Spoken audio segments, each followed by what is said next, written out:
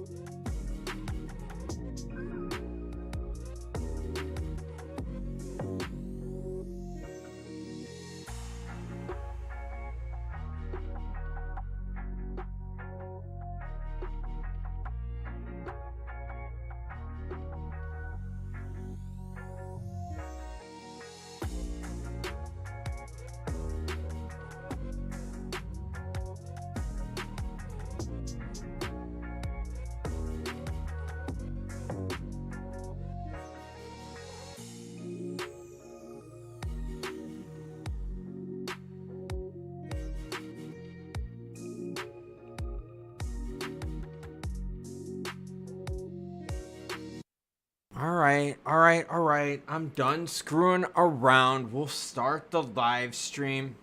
So what is up, everyone? How are you all doing on this hump day? Hopefully you're doing well. Hopefully you're doing better than the market.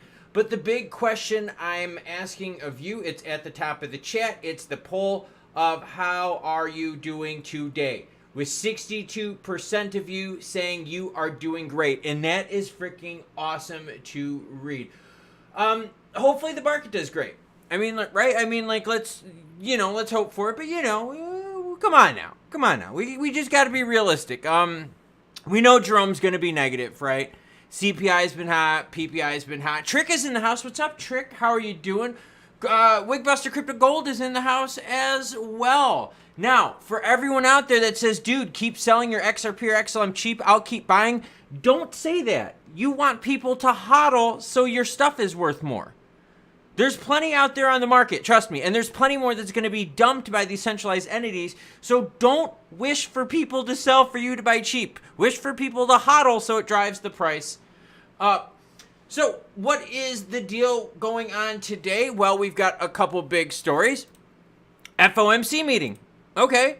Probabilities and odds. We like that. When is money going to get juicy? Fed statements. Got that covered. Fed live stream. Got that covered as well. Prices of some of our favorites? Yes, I've got those too. Want to troll people on Twitter? Sure, we could do whatever the heck you want. Want to talk about Ripple and the SEC agreeing to hide details? What the hell is going on? This is some funky stuff going on down. Trick says still living the dream. Trick, that's what I love to hear, my guy. That's what this is all about, man. Trying to do as good as you can every day, one day at a time, and hopefully enjoying the days that you're having. True Dukel's in the house. What's up, True? How are you? John Buckley says, what up, Klaus? A sea of red today. Yes, and normally, like, if I see a sea of red heads, it's a good thing. But this is red on the heat map. That's not such a good thing. The market stayed very strong for a good amount of time. you know, BTC was touching all-time highs across the world, you know what I mean? So we saw it, okay? That's not a big deal. But the thing that we were all worried about is what happened when things start pulling back down, right? What happens when BTC can't remain king of the mountain and touch ATHs over and over? And that's what I got up right now on the 1 month chart. Is BTC price action. Basically what we're seeing is, hey, can BTC hold as this market just expands and expands by ETF offerings? And the cool thing with the ETF offerings is people now are going to have more exposure to crypto from the traditional finance side of things. Edwin hanging out with us. Thank you very much, Edwin. I appreciate it. Edwin dropped some support on the channel. Everyone give Edwin a big thank you for the support. Greatly appreciate it. It means a lot. So thank you very much, Edwin. Trudukel says, doing well. Thank you. No, thank you all for watching. John Buckley says, hiding the details of institutional sales, damn NDAs. No, this is not NDA driven. This is driven by both sides, and that's what's really messed up about this, man. This is not an NDA thing. This is the SEC wants to go for the jugular, right? One of the best ways the SEC could go for the jugular is expose everything. But we also know that there's things that we want, you know, exposed with the SEC. So it's kind of like, what are they giving up here? And that's what we're going to find out, man. We're going to figure out what the heck is going on. And honestly, the thing is, you know, these documents are going to get out there in the public. You know it's going to happen. Just throwing it out there. So yeah, really funky stuff here. Now, what's interesting about this is we're obviously going to know what the penalty is. They're just hiding the details of the financial reports in here in regards to this. And I think this is a big thing. I do. I think this is crazy big.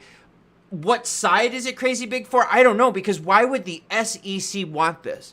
And I'm kind of wondering, okay, well, wait a minute. The SEC just got their butt handed to them with DebtBox. If you haven't heard the story about that, the SEC had to pay the fines and legal fees for DebtBox for improper getting a cease and desist order, or damn it, I'm trying to think of what the heck the order was. It was a cease, I think it was a cease and desist order. Where they basically were telling DebtBox, you were moving money offshore. They proved that they weren't. The judge was like, SEC, you're freaking stupid. So the SEC actually had to pay the fines for them. So yeah, and Bob Churchray says it exactly right. Everybody has secrets, and I think that's what we're all wondering right now, is what is the secret on the SEC side, right? I mean, we know what the secrets are with Ripple. Do we know the details of the secrets? No. But we know there's stuff going on. But with the SEC, some of that, we also want to know what that is too. So for both sides to agree to this, to have stuff redacted, I don't particularly like that. I think we should see the details. I think we should. And by the way, the case itself, like, if a remedy isn't resolved, this goes to jury, and the jury's only role here is going to be deciding the penalty. That's it. So, yeah, that's what we got going on now. We got the market in red. We got at 2 o'clock, so in about a half an hour, we've got Jerome Powell rate hike decision. The reality is look, you hear the deal. You hear the deal. The deal is we're going to pause today, right? 99% chance that we're going to pause.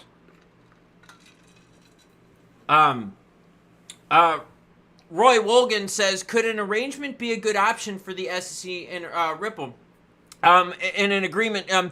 You know, honestly, it wouldn't. Okay, put it this way. This whole time, Gary Gensler and the SEC has wanted to do what?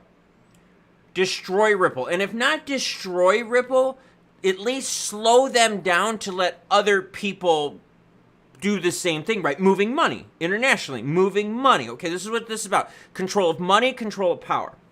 So if the SEC this whole time is sitting there like out for blood, out for justice, for them at the end, think about this. If this was going to be public, the SEC would have been publicly able to show what Ripple has been doing. Volume, business-wise. And I'm not necessarily talking about like XRP. I'm talking about sales too. Like, because remember, this is all financial document related as well. So, like, all of this remedy stuff is based upon all these financial documents. So if you're covering up all those financial documents, that's one of the big things that the SEC would love to expose Ripple for, right? Like, put it all out there in the open. Now, on the flip side, you're sitting here going, well, wait a minute. If they wanted to crush them, why wouldn't they want this out there? Well, then it makes you wonder, hey, what is the SEC trying to hide? Was there something in the case that was agreed upon where they were like, look, we're not going to show this if you don't show that? Or Ripple says, hey, look, we'll take it up the rear and we'll get pounded with fines if you agree not to disclose this publicly. I mean, there's so many sides to this. I mean, there really is. John Buckley says a quick settle would be nice and then zero excuses for price action. The thing is with the SEC, they don't want to settle. Why? Because they can drag this out and they know they can pause for their friends and they can drain more money from Ripple. Ripple still has to pay the lawyer's fees. They still have to pay the penalty. So the SEC is like, look, how can we win? Delay stuff and make penalty stuff. Like, that's the deal. Steve Cameron Productions, love the name by the way, says, does a pause mean a dip in BTC? If so, what percent, I wonder? Well, here's the thing, okay? The market knows this. Like, this is already priced in. Like, think about this, right? Look at this. This is 99% chance, right? 99% chance. And what happened is that we're going to take a pause, right? 99% chance. So if the market's been predicting this for a long time, look, 1 day ago it was 100%, 1 week ago it was 98%, a month ago it was 92%. So for 1 month, we've known that this is going to happen. I don't really see this causing price action for today. Now, when Jerome Powell gets on the mic and when he starts talking about we might have to raise rates or we're going to wait for data, that could send the market just into an absolute tailspin. If he mentions anything about raising rates one more time, the market will just dump on itself.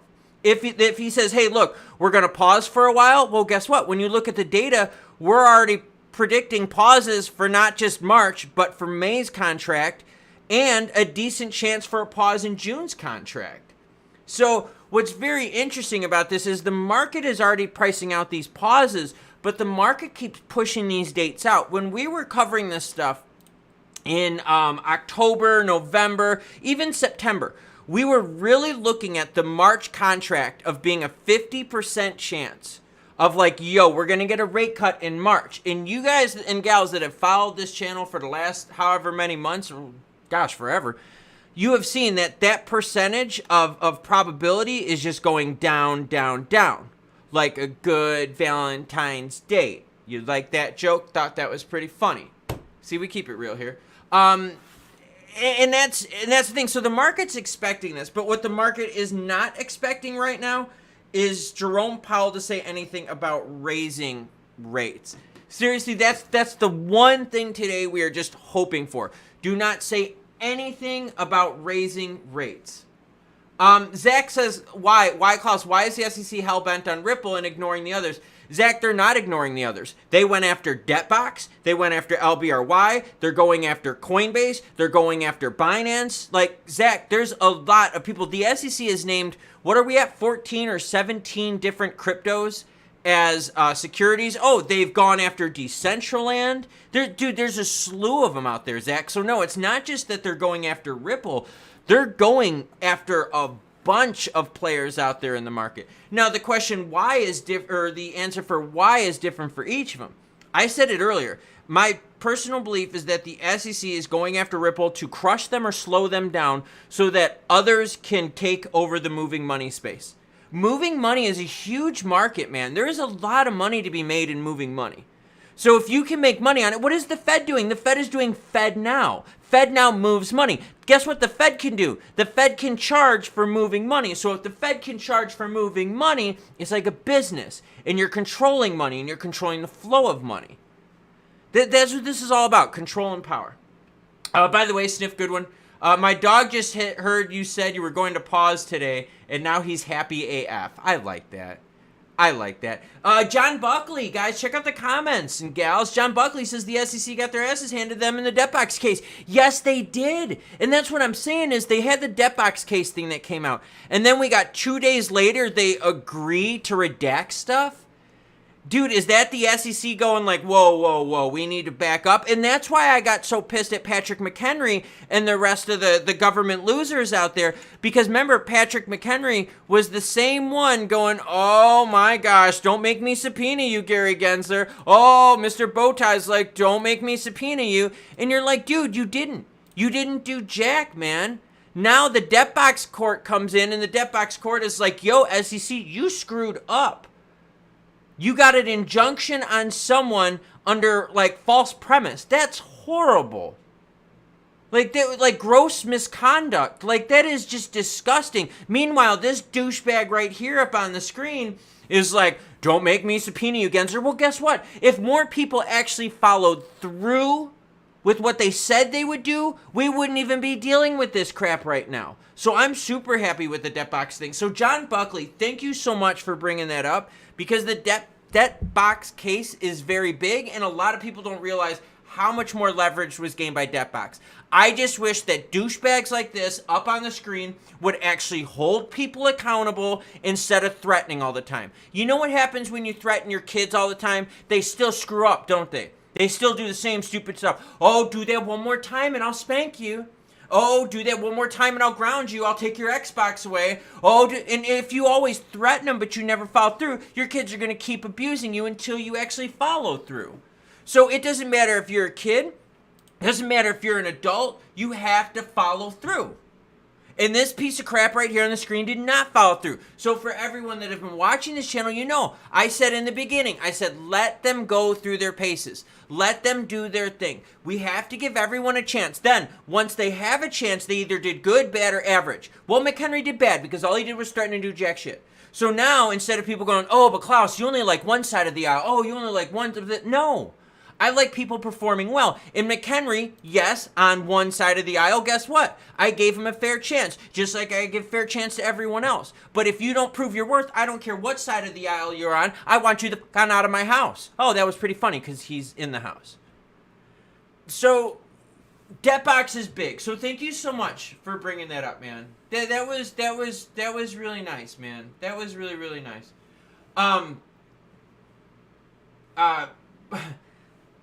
Sorry, Patrick is all show and no go. It's very, very true.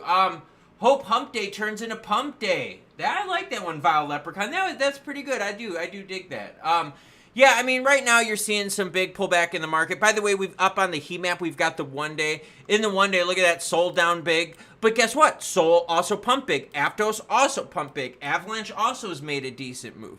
So some of these ones that are pulling back quite a bit here. Oh, by the way, Filecoin was also gone after by the SEC.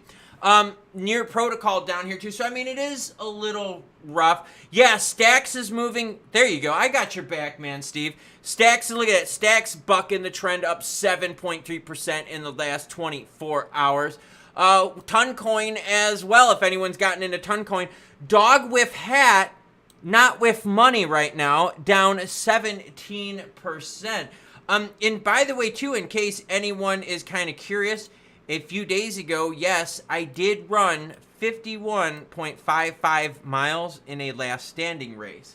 So just throwing it out there.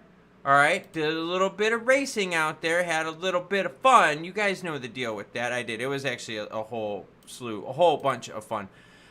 So yeah, that's the deal with what we got going on. Remember, Fed and Jerome Powell will be on the mic at 2:30, and then we are gonna have 2 o'clock is when the announcement happens for the actual rate hike. Now remember, not only is this meeting a rate hike meeting, but this is a summary of economic projections. Basically, what's going to come out is Jerome Powell and the Fed are going to say, hey, you know what? The economy is stronger than we think. Inflation is higher than we think. PPI is higher than we think, or than we thought, which is producers, right? What the producers are paying for their supplies, which then they pass the cost on to you, which means CPI goes up, right? So the only fear we got right now, all right, is that we are going to hope that Jerome says nothing about raising rates. If he says something about raising rates, we're going on down. We are going on down. Marcus Dunn says, I can run 2 blocks. Dude, it was really crazy. I did a last man standing race. We did loops around this lake right here, and it was brutal. I mean, brutal, dude. Oh, it was crazy. So yeah, it was pretty nuts, man. I lasted 51.5 miles with an average heart rate of 129. So the ticker is good. The ticker is good in the old guy. Hey, Glenn's hanging out. Says, long time no see, guys. Glenn, welcome to see ya. Trick says Klaus has more mileage than him on my car. Oh, that might be true if your car comes in. Maybe hopefully your car trick comes in soon. BZ says you ran further than I drove all last week. Yeah, it was so much fun, everyone. I really liked it. The race grounds were beautiful. This was the lake that we raced around here. So we went all the way around the backside. We looped all the way around. It was epic. I mean, it was epic like you couldn't believe. We actually had a recovery tent set up. So this is where we had all of our gear, our chairs to hang out, spare shoes, more spare shoes, batteries, inverters, you name it. Like, we had food, coolers, we had a grill. It was totally cool. My wife crewed me for the event, and it was a whole bunch of fun. The 4-hour mark, I'm sure you guys are kind of crazy about this. This was me coming across at the 4-hour mark. As you could tell, I'm wearing one set of clothes. And then when me starts going then to the 10.5 hour mark, I start looking kind of shitty. So yeah, this was me at the 10.5 hour mark. I was changing clothes, and what happened was this was totally messed up. The hard part about the whole race was I literally ran out of time to take care of myself. I could not change my clothes. They were sopping wet. My legs were all like bloodied and gross on the inside from chafing. I had no time to put lube on. I had no time to do anything. I had to take a pee break around like mile 42, maybe mile 42, 43, somewhere around there. I did a pee break around mile 42, 43, and it took me longer to pee because I was starting to not feel so good. So like it took me like 45 seconds. So to make up for that 45 seconds, I had to cook it, and after that, my body was just roasted from trying to catch up. So yeah, it was rough, man. So Trick says, I've done 6,000 steps since 1987. Simone's also in the house. What's up, Simone? How are you? We got about 17 minutes until we get the rate announcement from Jerome in the Fed. Remember, the expectation is to hold. Octavio says, 55 miles is crazy, man. Props to you, sir. When I was an active duty soldier, we ran every day and I hate it. Now I just lift weights. It's easier. I got to be honest with y'all. My training for this event here was I lifted a ton. So I lost over 15 pounds in this race. Yeah, I lost over 15 pounds. So I came in really, really heavy, like really heavy. And you can actually see when I was coming across the finish line here, marking my lap on my watch, you could see people out here still in the background trying to come in. You could see them right over my shoulder on the lake. People in the background right here coming in. So yeah, it was a brutal race. Dude, I tried to pee on myself. I swear to God I did. I kid you not. Here's the best part. So, and we'll get into crypto. I just was sharing the race stuff. So when I told my mom about this, my mom's run marathons in her 60s, okay? My mom probably didn't know what her capabilities were. She's really cool. She took up running real late in life. I was really proud of my mom. But I called my mom to tell my mom like how it went. And I told my mom, I said, Mom, the thing that screwed me up was I lost time because I had to stop and take a pee break. And she's like, well, honey, you didn't pee yourself? And I was like, no, Mom, I didn't. She goes, oh, you got to practice that next time for your next race. I was like, Jesus. So even my mom was like, dude, you need to kind of man up a little bit. So it's kind of funny. Never stopped to piss, just buy new shoes after the race. Yeah, totally. I know. I got to learn it. I tried, man. I tried for a couple laps, but like I couldn't I just couldn't do it. It was the weirdest sensation in the world.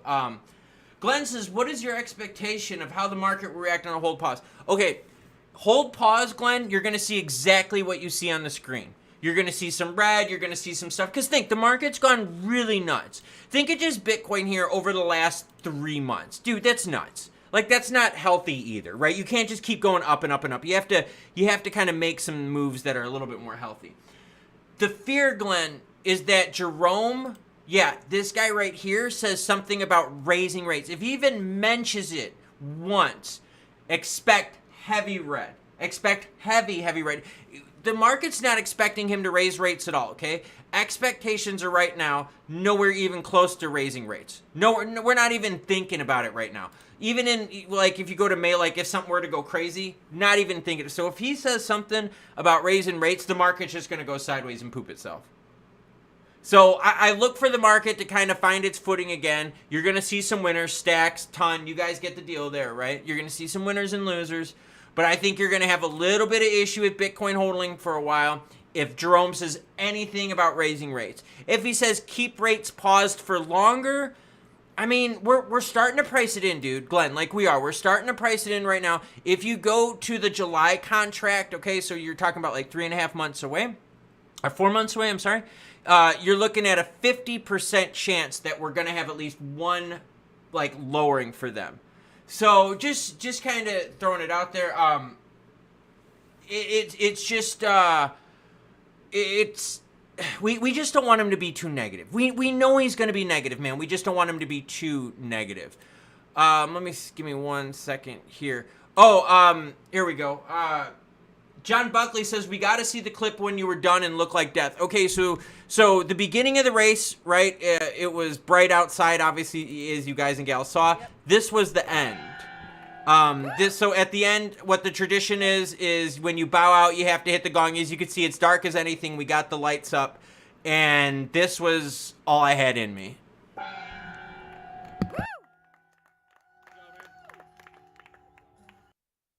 Yep. Yeah, so that was the last video of where I was done. That was 12 hours and 15 minutes into it. And had I had like a 10-15 minute break to take care of some of my first aid stuff, my chafing was bad. Like I had like sweaty blood all up inside down my legs. Like my legs, like my inner thighs, like because I couldn't like even have the time to put chafe cream on, like I had like it's bad. Like it's really, really bad. But, like, the rest of me held up pretty strong. I started blacking out a little bit while running, too, so that got a little nervous. That wasn't so fun. Let's see. Glenn says it also depends what he says about the rate cuts in the future. Yeah, exactly. It's if he keeps pushing it out. If Jerome is overly... We know he's going to be negative, right? Let's be real here. We know he's going to be negative. If he's overly negative, well, then that's when the market could go red. Okay, that's the deal here. Zach says, I have a love-hate relationship with Klaus. Zach, dude, I think that's healthy, man. I do. I think it's healthy. Trix is 51.5 miles. Yes, or 82.8 kilometers for my fans across the pond. Tim Bates says, if he raises rates, it will devastate the banks. There's no way he's going to raise rates today. No way in hell. But if he talks about raising rates, then we're in deep crap. Rich says, wow, 1.5 miles. That's awesome. Well, thank you very much, Rich. Yeah, I had a blast doing it. Yeah, it was rough, dude. It was a rough one. I feel good now. Like everything works now. It took me a few days to start going to the bathroom again. Like my pee is finally all cleared up. Hydration wise, I'm good. The heat got me, man. It was a hot, humid day, and that heat just got me, dude. Aunt Lynn says, Brother Klaus, you still rocked it. Chafing such real. Oh my gosh, Aunt Lynn, chafing. It was like this constant burn. And like every time like I had to go faster because like I was getting worn out or put more effort in, it just got worse and worse. And then mixed with the sweat when I couldn't take care of myself, dude, it was bad. It was really, really bad. BZ says 6 more weeks of winter. It could be 6 more weeks of winter. Could be. I mean, Groundhog Day, I'm a big fan. More monkey businesses that look like a pub crawl. Dude, it felt like a pub crawl. I was a shell of myself at the end. I was wobbling and it was weird. So the reason I had to stop was on mile 48. It was 48:49. I started running and there was this big bridge, like a dam on the backside of the lake that we ran around. And when I was running, I started seeing shadows. Well, all of a sudden, my brain started working, and I was like, Klaus, you dumbass, it's nighttime. Those aren't shadows, you idiot. The sun's not out. My vision was starting to close in, so every time I was running harder to try to, like, make it so I could, like, rest at like the next, because that was the whole thing.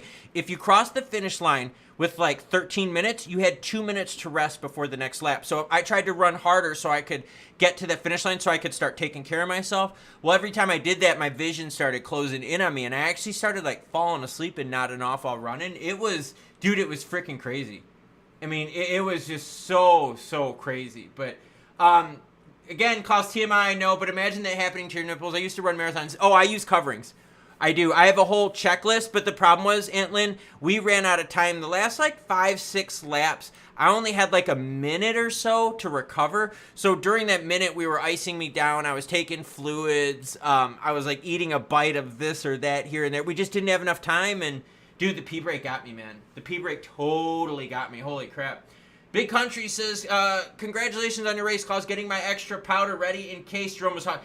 If Jerome is hawkish, dude, what you see on the map ain't jack. We're going to go way down. We're going to go like Valentine's Day down. Michael J1 says, I hope he raises rates, crashes the banks, and forces them in the arms of crypto for liquidity. But the problem is, Michael, is crypto liquidity is tied to fiat. Yeah, think about that. It's tied to fiat, so we got to be careful because you don't want to crash banks because it's tied to a lot of fiat. Even Tether has a lot of backing by some of their notes, right? Some of their notes for their backing for the reserves is tied to U.S. banks, so you would be very careful. Edwin says, how many miles did the winner run? So what happened was the winner, the race format was 15 minutes per lap.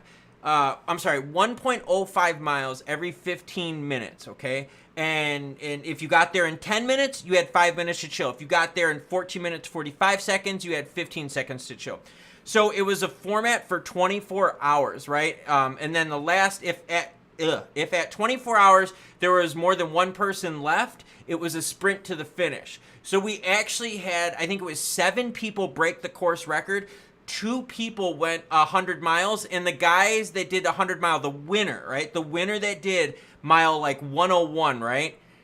Went the last 1.05 miles or 1.6 kilometers in 6 minutes, 9 seconds. 6 minutes, 9 seconds. Like, isn't that crazy? Like, for, like, straight up, like, dude, the 101 mile, the guy was running it at, like, a 5:58 minute a mile pace. Something sick like that. Dude, it was nuts, man. It was totally freaking nuts.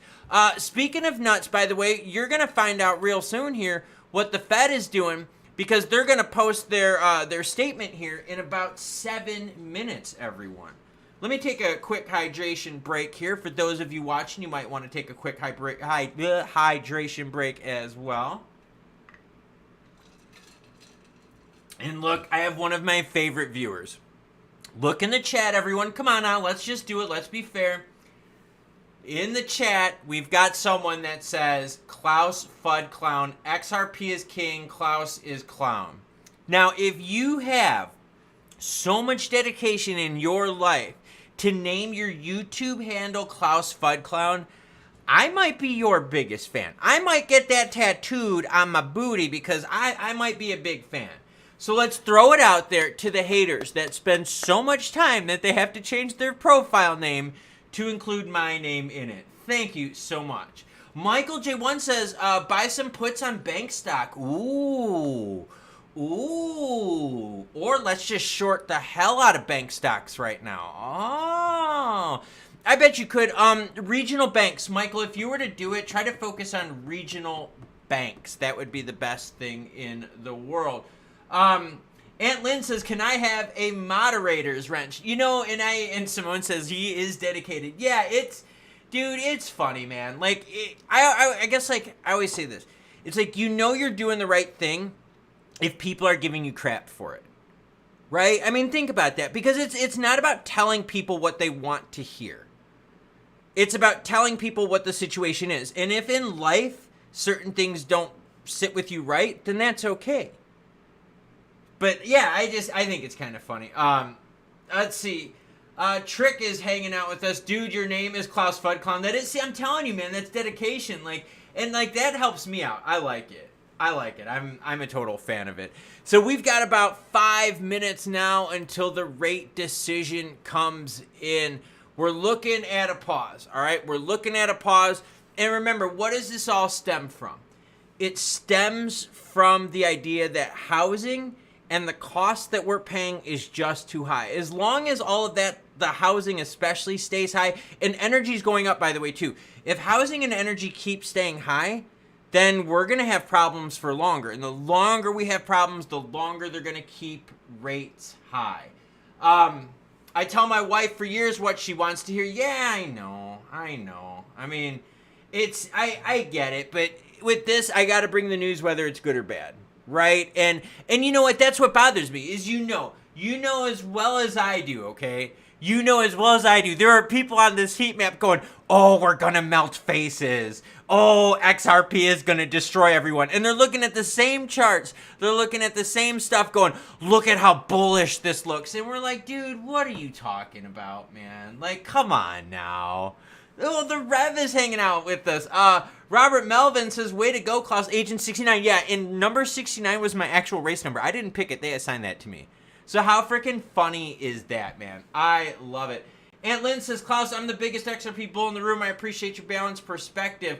Aunt Lynn, seriously, like, you and I don't agree on stuff, but it's cordial and it's respectful, and I think we've both learned from sharing each other's opinions. So I dig a difference of opinion. It's just, you can tell when people aren't mature enough to handle that difference of opinion and they take it personal, and that's kind of funny. Like, you got to admit, we're all adults right now, right? And that's kind of funny. I mean, come on now. D. Scott Love says, Klaus, read my comment. Just did, D. Scott, you love. There you go. Logan says, for me, there are two XRP analysts that I follow, Klaus and Alex Cobb. Well, thank you. I appreciate that. Galvanize says, cool, clear water. Getting in that hydration. I might just hydrate a little more right here. Thank you very much. Edwin says, biggest bull, I weigh 135 kilograms. Very well done, Edwin. Edwin was setting you up, Antlin. Edwin was setting you up. So, FOMC information is here. We've got 2 minutes, everyone, until the announcement is made.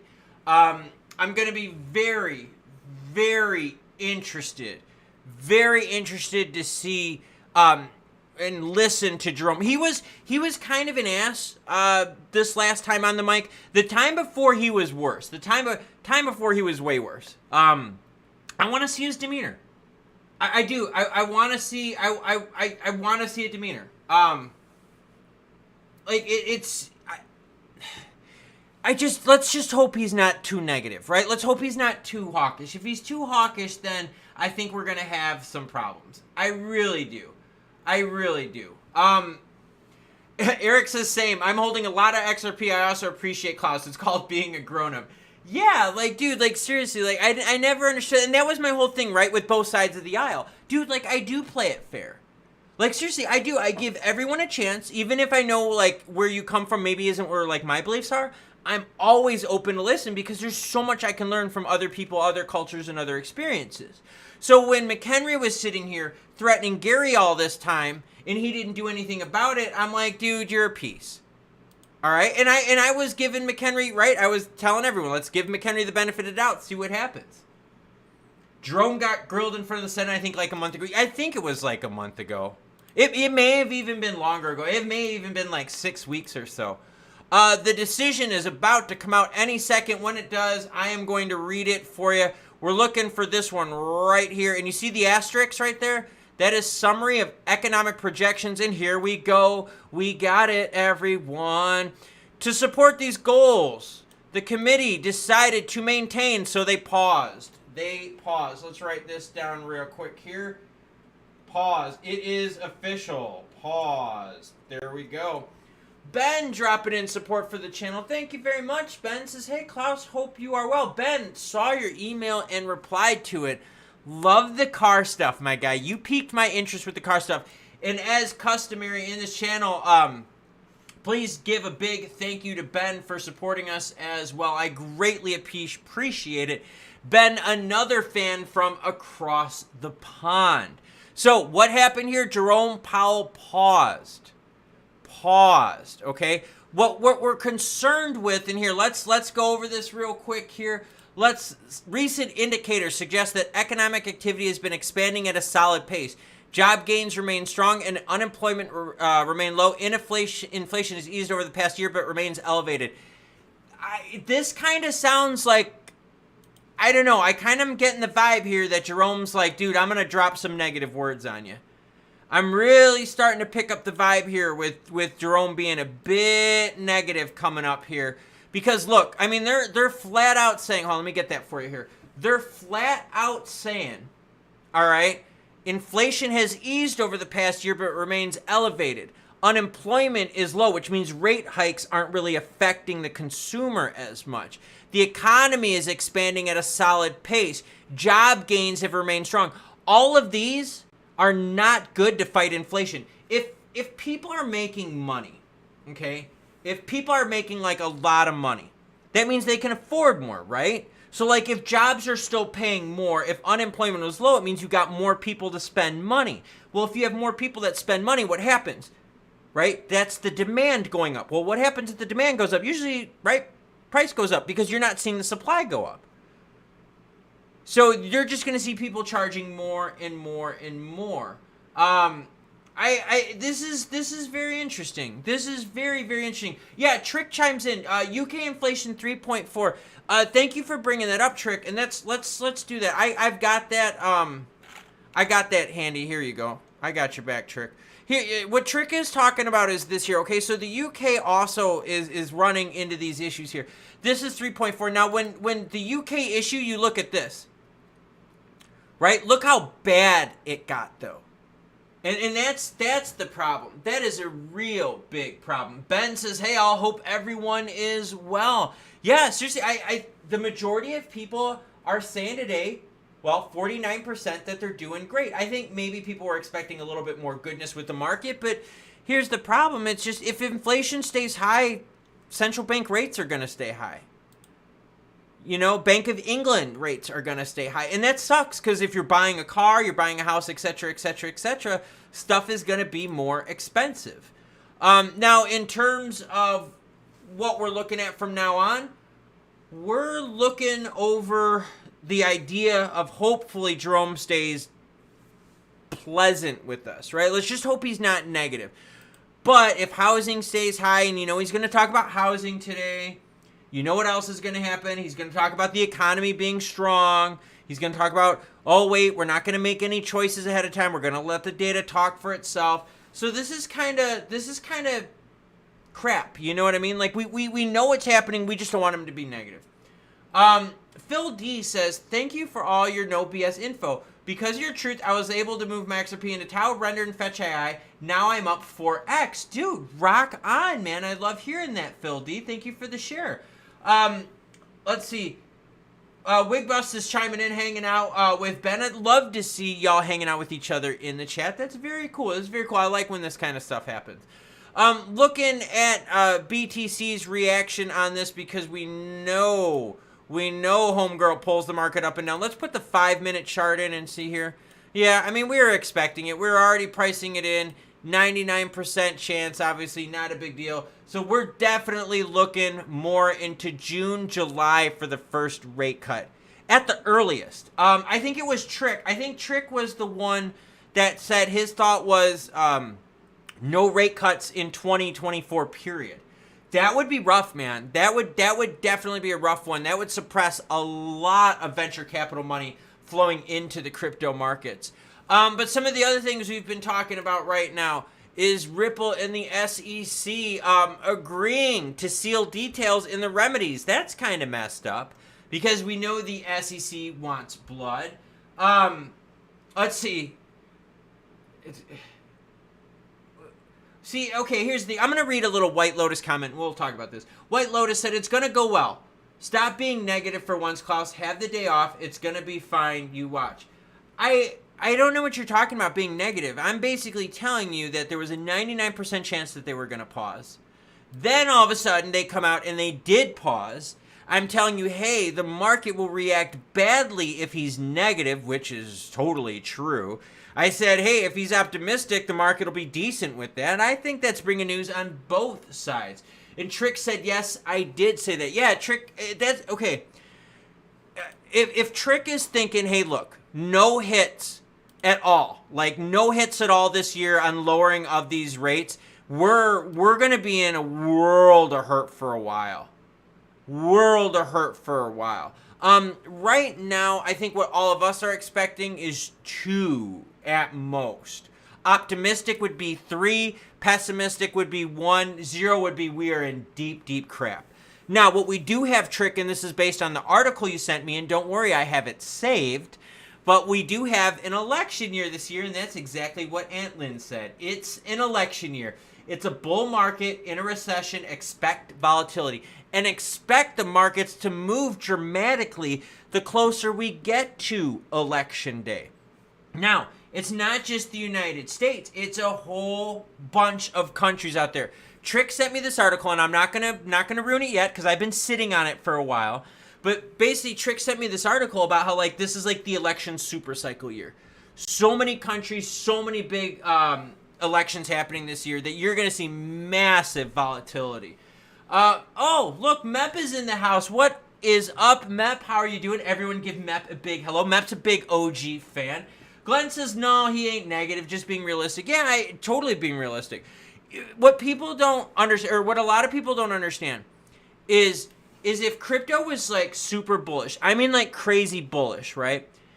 If crypto was crazy bullish, we would have way more viewers. We would have way more people in the market. That would be good for people like me, right? That rely on views. So why would I want a bear market where less and less people watch? I've actually had to work harder during the bear markets and push more content out at different times of the day so I could stay as relevant as possible to make the same amount of revenue. So even people like myself, I'm sitting here and I'm like, dude, I wish the overall market would pump and go big time because it's good for me views-wise. Trust me, I don't want the negative news. I am a very positive person. I'm a very, very positive person. I'm just very realistic. Very realistic. Dude, look at all the support Mep's getting. Mep's been hanging out with us a long time, and Ben has been hanging out with us an insanely long time. So we got a bunch of OG viewers in the house. Edwin says, Klaus, I miss your singing. Edwin, you might be the only person who misses my singing. Because I think most people would say my singing sucks ass. Let's zoom in a little bit here on XRP. Let's change this to the 5-minute real quick here. And okay, we're good with this. Same kind of candlestick movement that you saw in the announcement with Jerome Powell. That's this one right here. Basically starting to tick on upwards. But you know the deal, right? We're all pricing this kind of action in. In terms of dates, okay, I know people like dates, okay? For the court case with XRP and the SEC, here, I've got one more date for you. The timeline extends to May 20th, with parties and third parties tasked with filing letter motions and oppositions related to sealing details in the filing. As the lawsuit unfolds, it appears destined to continue for several more months, with a final judgment by Torres likely arriving this year or next. Dude, if they drag this out even longer, like, come on, man. Like, come on. Glenn says we'd love to hear you sing or something like that. Yeah, it is definitely not singing. It is definitely the something like that. It was... I did no for the entire race. I did no headphones for this entire race. Like, zero headphones, like, at all. And I actually, in order to keep myself sane, like, you would, like, talk to yourself. You would talk to people around you. You would remember movie scenes. Sing to yourself, just stuff like that, just to kind of like break the monotony. So yes, I did plenty of singing in my head. It was a lot of fun. Hey Klaus, hello from Melbourne, Australia. Well, hello. We've also got quite a few Aussie viewers from the land down under hanging out with us. Octavio Rodriguez says, have to go back to work. Have a great day, everyone. Keep up the great work, Klaus and XRP Army. Oh, thank you. Thank you. I appreciate it. Glenn says, we'd love to hear you sing. And Trick is like, no, Klaus, please do not sing, dude. Please do not sing. Aunt Lynn says, I got to take off. Please grab a beer for me. Love you, brother. Thank you so much. And Aunt Lynn, let's give Aunt Lynn a big thank you before she signs off here for supporting the channel. Aunt Lynn, you know I appreciate it. And Aunt Lynn is the best example of two of us that don't always agree on everything, but yet at the same time, like, we respect each other's opinion. And I really value that. I really, really value that. Mep is saying, looking fit, my dude. Thank you very much. This was me after 51.5 miles racing in the heat. Several changes of clothes. I had to wear different layers of race clothes and stuff like that. Yeah, lasted 51.5 miles. I started blacking out at the end while I was running, so I kind of like, when I got around to the next start line, I only had like 15 seconds left, and I was fried, man. We're at 2:11 p.m. right now, which means, guess what? We've got 19 minutes until Jerome Powell comes on the mic, okay? When he comes on the mic, he's basically gonna read, okay? He's gonna read like this first little section, okay? It's gonna be his opening statement, all of this, okay? Like, he's gonna read that. Then what's gonna happen is he's gonna do a slideshow. Pay super attention to the slideshow. You're gonna see one, okay? That's gonna have a whole bunch of dots up on the screen, okay? It's gonna be a plot chart. That plot chart is what Fed, the people that vote for this stuff, okay, that it's on the Fed board. That's their expectations, everything from inflation to rates to everything. They're going to have a whole bunch of projections on there. That's going to tell you if they think they're going to be more bullish or bearish, right, or hawkish. Let's just say more so hawkish, right? If they're going to be more so hawkish or dovish when it comes to future monetary policy, okay? So just trust me, pay attention to that part of everything that goes on, okay? Pay attention to Jerome's demeanor. Pay attention to the plot charts that are on there and the projections. It's not going to be during the question and answer. That's going to be fun. And hopefully my gal with the glasses is going to ask him some spicy questions. You guys, we're all going to clap for her when she comes on, okay? We're going to clap. But seriously, pay attention to his opening remarks and when he starts showing the charts on the screen. If you see a whole bunch of Fed presidents out there, right, who vote for this policy stuff, if you see a bunch of them expecting inflation to stay higher than what they did the previous cycle, that's what the market's going to be looking for. So what I'm going to do is I'm going to have Jerome Powell on, and we're also going to have the heat map on in front of it. So if we can see that once he starts talking about those things, is he going to have that handy, right? And let me do this for y'all. I want to show you one more thing. And as always, any article you see in this video, along with all my other ones, will be linked in the description below. Captain Cornchip says, okay, so we're back to being brokies again. Dude, PPI data was hot too, man.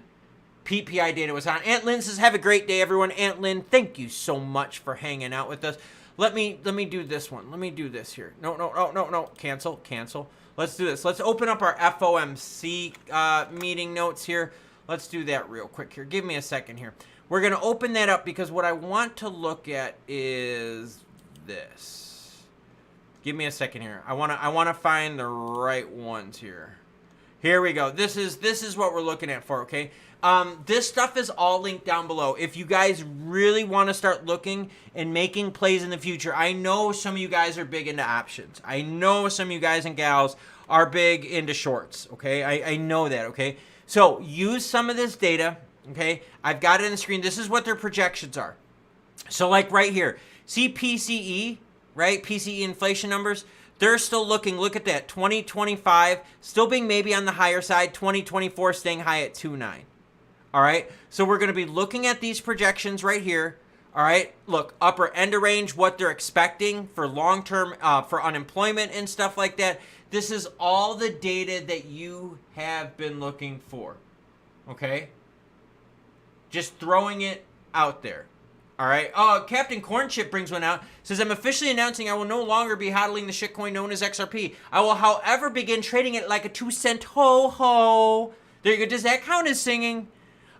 This was also some things. So please check out all this data. They're going to go over it on the TV, and it's going to look very clean. But you can look at like confidence intervals, what people are expecting at for confidence intervals. This is another good one. Change in GDPs, unemployment rates, all this kind of stuff, historical data that you can just go down and take a look at. Definitely check this stuff out. You're going to see some really, really cool charts coming up on here. That is what you want to pay attention to. okay? You want to pay attention to a lot of expectations regarding GDP, because look at this. So they're expecting GDP to cool down quite a bit, 1.7 to 1.3. All right, look at the average. They're expecting it at 2.0 2026. Unemployment rates, all right, you've got some projections for unemployment. So you got a lot of good stuff, man. A lot of good stuff. Let's see, smart contracts, Sao Paulo car transfer. Okay. Captain Corn says, yeah, sure, it took me over a year to come to this realization. I'm done. Missing out on actually making real money. No, dude, I get you. And that's for like, so when people in the beginning, when I do these videos, you know how I always highlight the heat map? I highlight the heat map to really show everyone like a broad spectrum. Not everything is XRP. Not everything is XLM. Not everything is ISO or utility token. Some of it's meme. Some of it's pay sticking around. Some of it's dog with hat. Right? Here's dog with hat. Dude, people that put money into dog with hat made lots of money. It's also BNB. Look at BNB making big hits. So I try to bring articles that are relevant for people so that you can make better decisions, right? If something isn't performing, I'm not going to sit here and lie to you. That's just not good. I cannot face myself in the mirror and doing that. Trick said it was the same till I sussed it out. And what Trick's talking about is playing the pumps and dumps. HODL mode hasn't gotten you jack. And that's what's messed up. When we zoom out and we look at this, over the last 2 years, we're at Luna UST price. For 2 years, we've essentially gone sideways in Luna UST price. Meanwhile, if you compare this to what BTC has done, oh, bro, why are you comparing it to BTC? It's not fair. Well, because when I ran this race right here, I compared myself to the last man standing. When I got points for this race, my points were compared to the best person out there. You compare yourself to the best. All right? So when you look at the comparison, you can see it right here clear as day. BTC has definitely done better. Has definitely done better. I mean, look at, you can see the difference. Look at this, up 51% while XRP is down 37% in that time period. Like, I mean, that's just, it's there. So I try to bring news, whether it's good or bad, and I really try to make it to highlight what's working and what's not. Is some of the data, on-chain data for Stellar, like transactions and volume and partnerships. Yeah, that's cool, but is it equating to price? No, it's not. No, it's not. I get it. Oh, but bro, there's all these partnerships with XRP. That's so cool. Make a fucking flag about it and ask me if I give a crap. But talk to me about BNB blasting through again. Right? Talk to me about Toncoin making move. How about Filecoin? How about Render? How about VeChain? How about all those other ones? Dude, this is about making money, man. Like, I'm not telling people what to do. Okay? I'm not telling people what to do, all right? What I'm telling people is when it comes down to it at the end, how do you pay your bills? You pay your bills with money. Money you got. Not with hopium, not with we're going to the moon, not with we're melting faces, not with grown men are going to cry bullshit. Let's look so far in the future that you don't know what the hell is here or there. No. You pay your bills with money now. How do you buy a house? With money you got right now. How do you pay off your high interest loans? With money you got right now. How do you pay for food to go on your table? Money you got right now. So that's what this is all about, man. It's totally about money. Ben says, I sold all my Stellar as the grind was a killer. The rest is history. Sorry, I can't even talk today. The rest is history. Literally the best thing I ever did. And that's a hard thing. And seriously, I have to applaud Ben for talking about this. Because Ben did, like, the right thing, man. Like, Ben did exactly the right thing. He looked at it. He saw opportunities. He didn't let the emotion get a hold of him. And he's like, yo, how do I do what's best for me? And he did. That's so important. Reach Threeson says, I agree with Aunt Lynn. Let's have a few drinks. Rich, thank you for the support. Everyone, give Rich a big thank you as well for the help. I greatly appreciate this, everyone.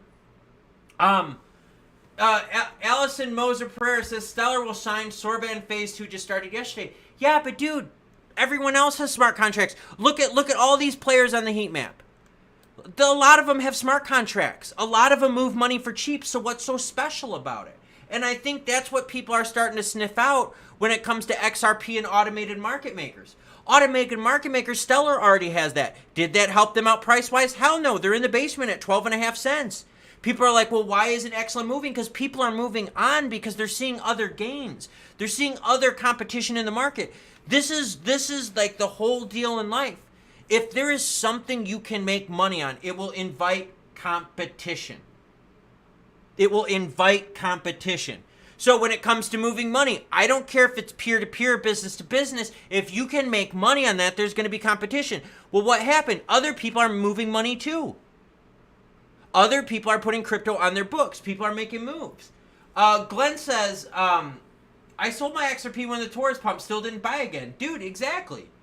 There were people that knew the signs to get out on the exit liquidity pump. And then what happened was on the Taurus decision, and this is where things get really messy, okay? On the Taurus decision, everyone that thought we were going to the moon got screwed because now they're like, dude, I could have seriously totally done this like 3 things over. Totally could have done this 3-4 times over. You could have played the BTC ETF pump, and we talked about it being a pump and dump, man. We talked about it. Captain Cornship says, I was in the... Fuck out of here. Are you that lost brainwashed? You're in it for the money. Dude, no. Like, and that's the point. It was like... It's like the tech is good. The tech is this and that. Yeah, but the whole thing is like other people are competing in the tech. Look at cell phones. Remember BlackBerry? BlackBerry was a market leader. People were like, yo, you can make money on cell phones. They came in and they flooded the market and they destroyed them. And BlackBerry shot themselves in the foot. All right. Trick says the Hinman emails. That was enough for me. That's another thing. The court case and how long this is going. If we've got another year, of this BS and you're going to sit here and go into hodl mode, I'm not telling you what to do, boyfriend, girlfriend, and not friend and enemy and whatever the F you want to call it. My guy, there's opportunities out there. What about all the people that did well on ICP? I mean, that's the thing. So, like, I try to tell people the news, whether it's good or bad, and I try to show data in different ways so you can see it without everyone telling you, oh, bro, we're going to melt faces. Grown men are going to cry. Dude, do you know how broke as a joke you would be if you listen to all the people that said melting faces? Grown men are going to cry. You know how broke you would be if you did that? Dude, you would be washed, my guy. Ask Mep. If Mep is, you're still hanging out with us right now, everyone look in the comments. Mep is going to tell you that the BTC XLM pairing is a fucking joke and that it sucks and that you were screwed if you did that. BTC XLM pairing. Mep, if you're still watching, help us out, man. Help us out. White Lotus says, Klaus, well done on the run. You're in amazing shape. Getting out was just luck and only luck. Well, thank you. I very much appreciate it. I do. I very much appreciate it. Captain Cornship says, if you listen to Klaus, you're going to actually make money instead of listening to the nonsense hodl. And that's the thing. Like, I don't I don't tell people what to do. I really don't. I just show you the different things that are happening. I cite all my sources. It's not all this made up shit with someone's name scribbled on the front where you can't even verify. Well, I'm not telling you who my source is. You don't know. Everything I got, it's verified. It all comes directly from them. And every article that you see, I try to my best to verify so that I bring you the good news. Let's see. Ben says, I got into Render, AOS, Say, and Cast. But yeah, Say as well. Thank you for bringing that up. Within 2 weeks, all my money I lost on Stellar was back in a few weeks, and since my portfolio has doubled, I'm in a really good position at the moment. And Ben, I'm glad you bring that up because you know what that means? Learning. And we talked about this, right, in our emails, about learning from our mistakes so that we don't repeat the same mistake, right? What is the one thing you cannot get back in life? It's time. Time. Right? That's what the last man standing race was about, was time. Did I have enough time to take care of myself? At the end, no. Did I have enough time to eat? Did I have enough time to hydrate? No, I didn't. It was about time. The whole race, the last man standing race, the reason they call it last man standing 1 mile at a time is because the race was dedicated to someone that had cancer and died. And they were a runner, and they said they're going to face every challenge in life 1 mile at a time because they knew they don't get time back. So when you start thinking of time as something you never get back, you can always make more money, Ben. Always, man. You can always make more money. You can always make more friends. You can always... you just can't make more time. So when your time goes into something and it's not benefiting you, right? Your time goes into something for a long period of time and you're not getting the benefit. You've lost that time. You've lost that opportunity to make money during time.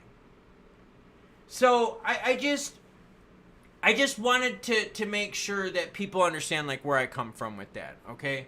And that I really do thank everyone for their input and for the support. And Ben, I thank you for sharing your story because it's super important. And what's bugging me too is that, you know what? If something isn't performing right, you make a change. Right? If something isn't where you want it to be, you make a change. You know what? I was not happy with my 51.5 miles. I had more left in me. I just broke down medically.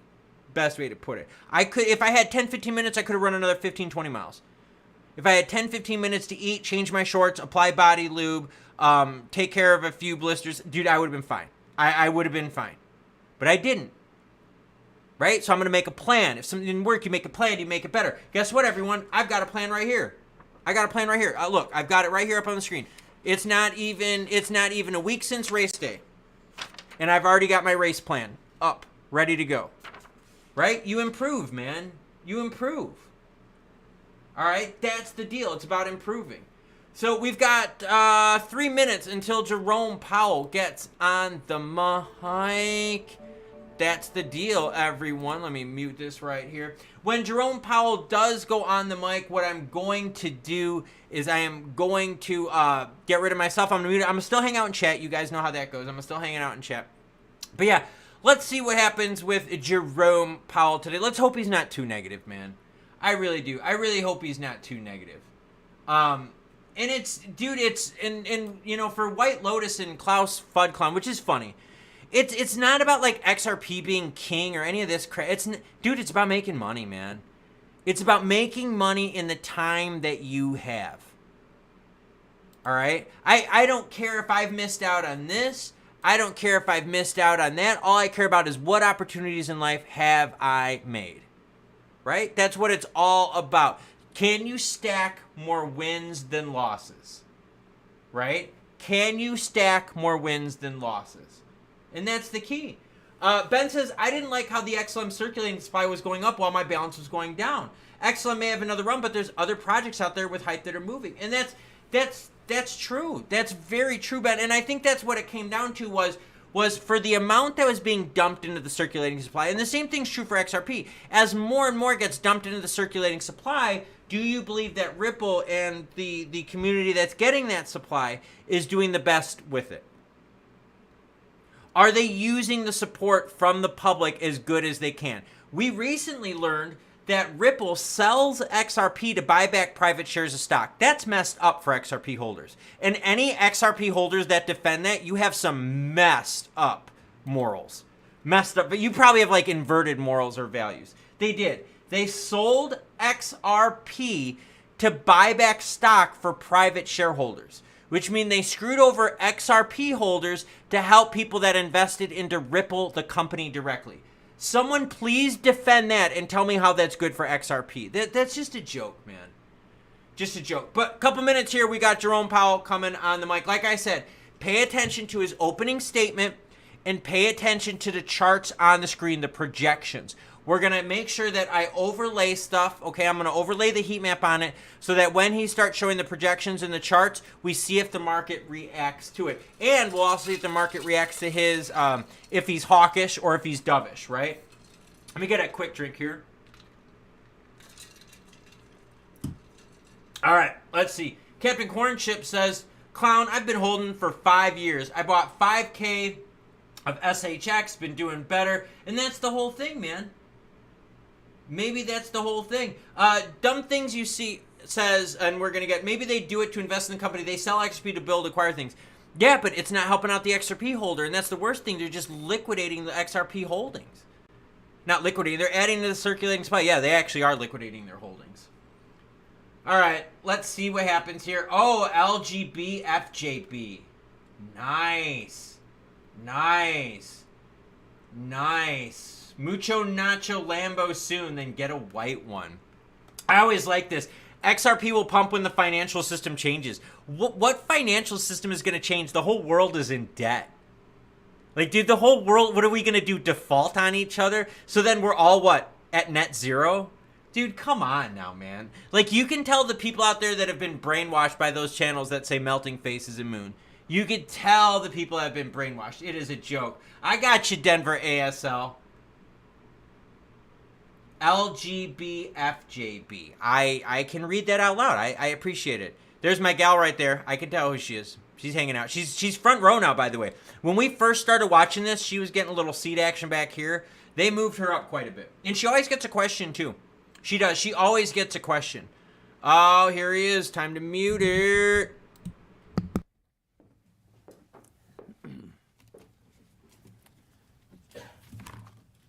Good afternoon. My colleagues and I remain squarely focused on our dual mandate to promote maximum employment and stable prices for the American people. The economy has made considerable progress toward our dual mandate objectives. Inflation has eased substantially, while the labor market has remained strong, and that is very good news. But inflation is still too high, ongoing progress in bringing it down is not assured, and the path forward is uncertain. We are fully committed to returning inflation to our 2% goal. Restoring price stability is essential to achieve a sustainably strong labor market that benefits all. Today, the FOMC decided to leave our policy interest rate unchanged and to continue to reduce our securities holdings. Our restrictive stance of monetary policy has been putting downward pressure on economic activity and inflation. As labor market tightness has eased and progress on inflation has continued, the risks to achieving our employment and inflation goals are moving into better balance. I will have more to say about monetary policy after briefly reviewing economic developments. Recent indicators suggest that economic activity has been expanding at a solid pace. GDP growth in the fourth quarter of last year came in at 3.2%. For 2023 as a whole, GDP expanded 3.1%, bolstered by strong consumer demand as well as improving supply conditions. Activity in the housing sector was subdued over the past year, largely reflecting high mortgage rates. High interest rates also appear to have weighed on business fixed investment. In our summary of economic projections, committee participants generally expect GDP growth to slow from last year's pace, with a median projection of 2.1% this year and 2% over the next 2 years. Participants generally revised up their growth projections since December, reflecting the strength of incoming data, including data on labor supply. The labor market remains relatively tight, but supply and demand conditions continue to come into better balance. Over the past 3 months, payroll job gains averaged 265,000 jobs per month.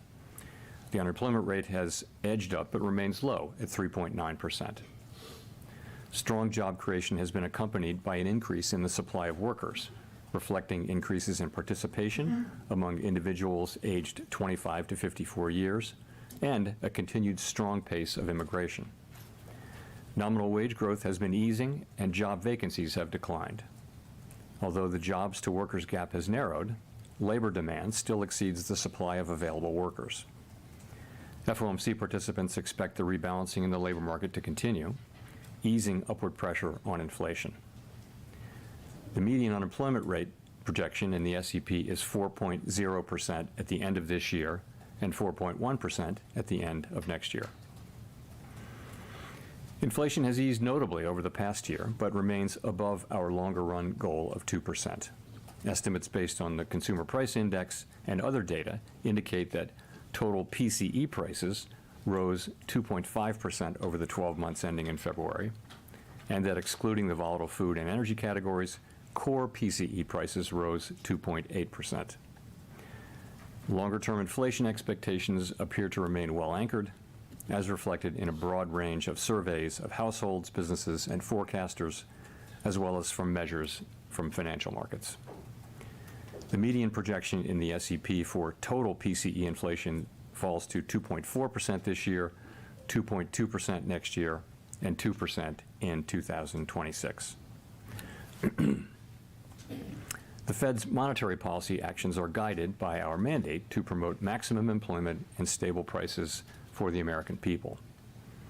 My colleagues and I are acutely aware that high inflation imposes significant hardship as it erodes purchasing power, especially for those least able to meet the higher costs of essentials like food, housing, and transportation.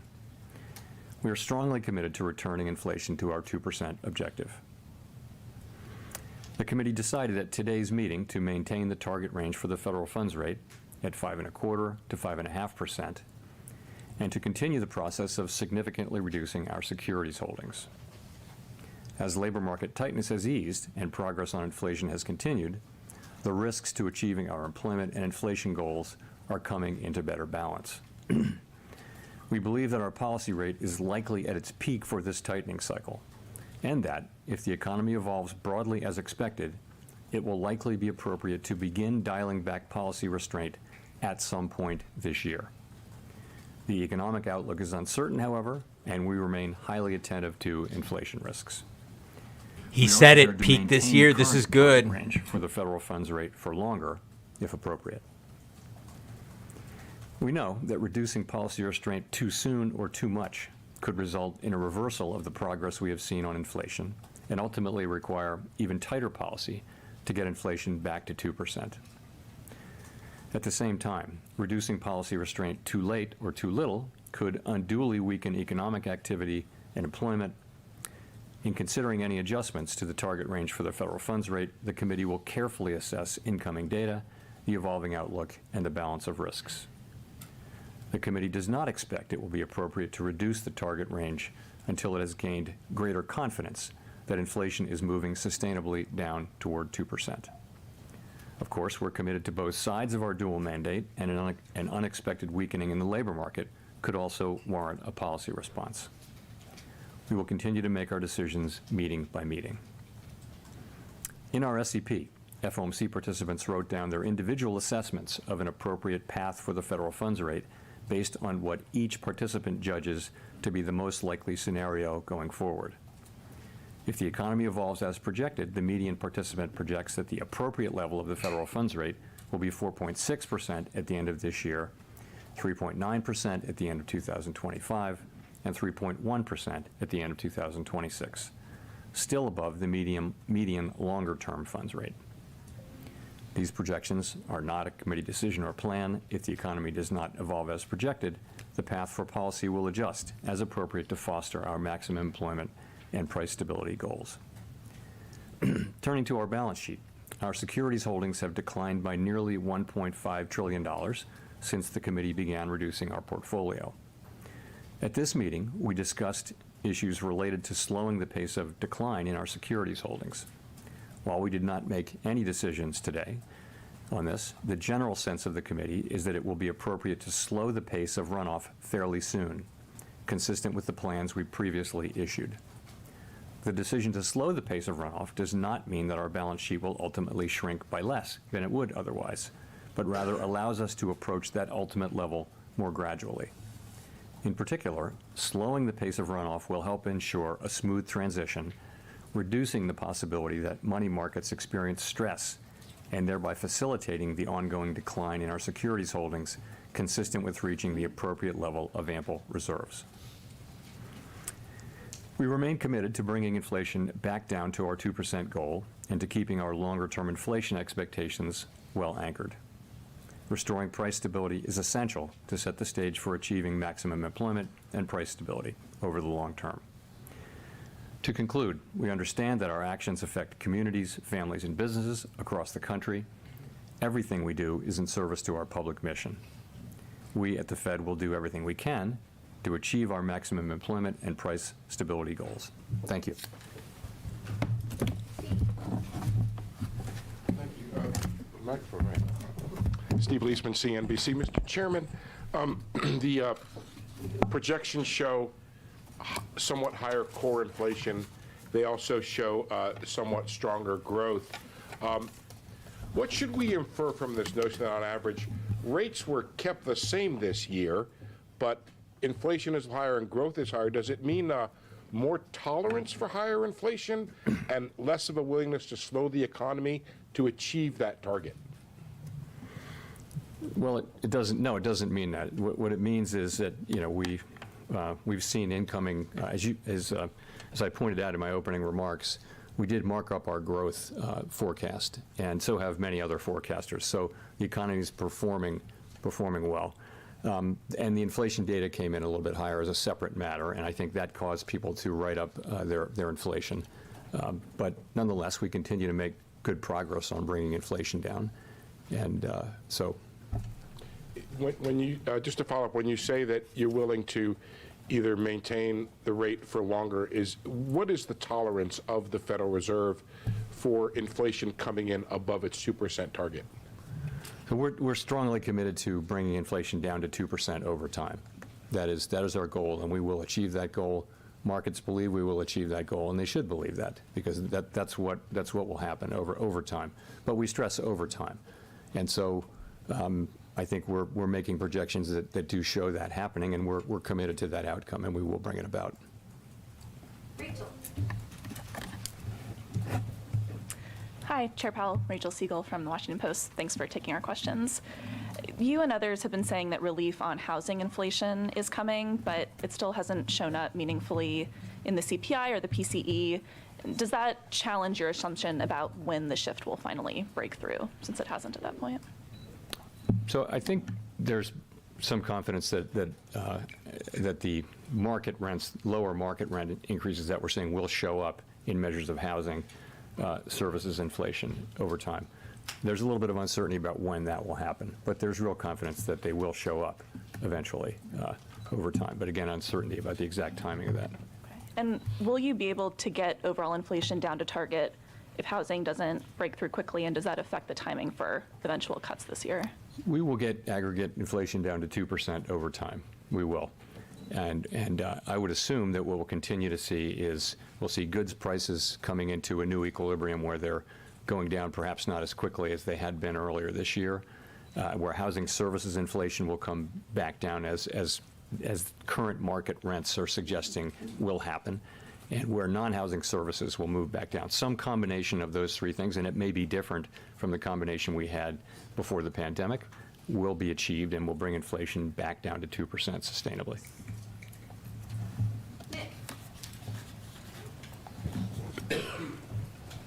Nick Timmeros of the Wall Street Journal. Chair Powell, during your congressional testimony this month, you said that your test for making the first change to interest rates does not require you to be terribly comfortable that inflation is at 2% because interest rates are well above neutral. At the same time, you said here after the last meeting that the first cut is highly consequential. Can you reconcile these views for me? If rates are well above neutral, why would the first cut be highly consequential? Is that because you anticipate one cut would be followed by one or two more along the lines of the recalibration you made in 2019, which itself was modeled on the mid-cycle adjustment of 1995? It's more, I would put it more in the context of what I said in my opening remarks, that the risks are really two-sided here. We're in a situation where, you know, if we ease too much or too soon, we could see inflation come back, and if we ease too late, we could do unnecessary harm to employment and you know, people's working lives. And so, you know, we do see the risks as two-sided. So it is consequential. We want to be careful. And fortunately, with the economy growing, with the labor market strong, and with inflation coming down, we can approach that question carefully and let the data speak on that. That's really what I was thinking. How much of that inflation that we've seen so far this year do you chalk up to one-off calendar adjustment effects following a period of high inflation versus some change in the trend we saw in the second half of last year? So I want to start by saying I always try to be careful about dismissing data that we don't like. So you need to check yourself on that, and I'll do that. But I would say the January number, which was very high, the January CPI and PCE numbers were quite high. There's reason to think that there could be seasonal effects there. Tell me you just heard Jerome say you better check yourself on that. Tell me you heard that too and that wasn't me going crazy. But nonetheless, we don't want to be completely dismissive of it. The February number was higher than expectations, but we have it at currently well below 30 basis points core PCE, which is not terribly high. So it's not like the January number. But I take the two of them together. And I think they haven't really changed the overall story, which is that of inflation moving down gradually on a sometimes bumpy road toward 2%. I don't think that story has changed. I also don't think that those readings added to anyone's confidence that we're moving closer to that point. But you know, we didn't. Last thing I'll say is we didn't excessively celebrate the good inflation readings we got in the last 7 months of last year. We didn't take too much signal out of that. What you heard us saying was that we needed to see more, that we could, you know, we wanted to be careful about that decision, and we're not going to overreact as well to these 2 months of data, nor are we going to ignore them.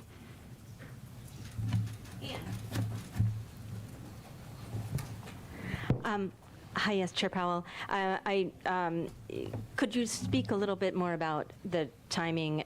Is there enough data between now and, say, May to be able to get the kind of confidence that you say that, you know, you still need? Or by June, is there enough data for you? Just give us a sense of your thinking there. Thank you. Yeah, so we make decisions meeting by meeting, and we didn't make any decisions about future meetings today. Those are going to depend on our ongoing assessment of the incoming data, the evolving outlook, and the balance of risk. So I really don't have anything for you on any specific meeting looking forward. But, I mean, just a question of, I mean, is there even enough data for you to be able to? We'll take, I'm sorry. you know, things can happen during an intermeeting period if you look back. Unexpected things, so I wouldn't want to dismiss anything. So I just would say that the committee wants to see more data that gives us higher confidence that inflation is moving down sustainably toward 2%. I also mentioned, and we don't see this in the data right now, but if there were a significant weakening in the data, particularly in the labor market, that could also be a reason for us to begin the process of reducing rates. Again, there's nothing in the data pointing at that, but those are the things that we'll be looking at coming meetings, and without trying to refer to any specific meeting. Chris. Hi, Chris Regaber, Associated Press. Thank you. In the projections, there is an increase in the neutral rate, as you know, and higher rates, a quarter point higher rates projected in 2025, 2026. Can you speak about what might be behind that? Is there a real sense here that the economy has perhaps changed in some way, that higher rates will be needed in the future? Thank you. So you're right, they're pretty modest changes, but you're right, there was an uptick in the longer run rate, and also there's a 25 basis point increase in 25 and 26. In terms of are rates going to be higher in the longer run, if that's really your question, I don't think we know that. I think we think that rates were generally low during the pre-pandemic, post-global financial crisis era for reasons that are mostly, you know, important, slow-moving, large things like demographics and productivity and that sort of thing, things that don't move quickly. But I don't think we know. I mean, my instinct would be that rates will not go back down to the very low levels that we saw, where all around the world there were long-run rates that were at or below zero in some cases. I don't see rates going back down to that level, but I think there's tremendous uncertainty around that.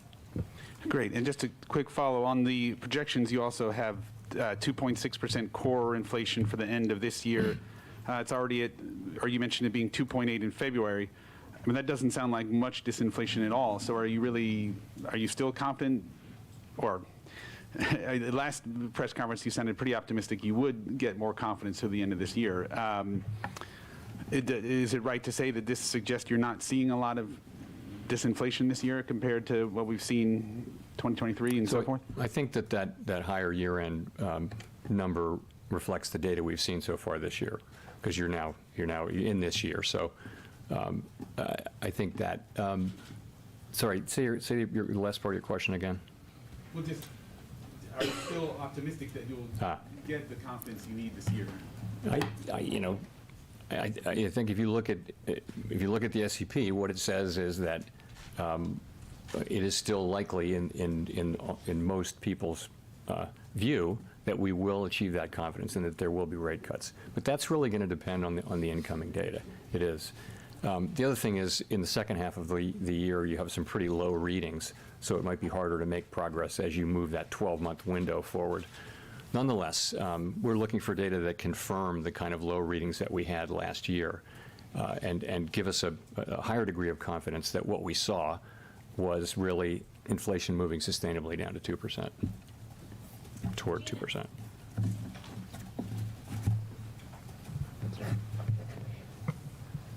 Gina Smilik, The New York Times. Thank you for taking our questions.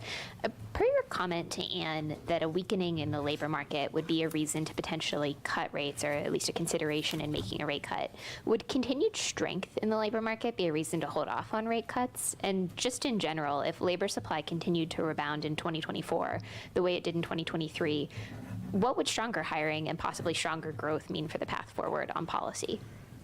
Yeah, so if what we're getting is a lot of supply and a lot of demand, and that supply is actually feeding demand because workers are getting paid and they're spending, and that's, what you would have is potentially kind of what you had last year, which is a bigger economy where inflationary pressures are not increasing. In fact, they were decreasing. So you can have that if you have the continued supply side activity that we had last year with both with supply chains and also with growth in the size of the labor force. But so strong hiring in and of itself would not be a reason to hold off on rate cuts?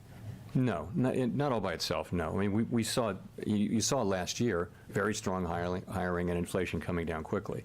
We now have a better sense that a big part of that was supply side healing, particularly with growth in the labor force. So in and of itself, strong job growth is not a reason, for us to be concerned about inflation.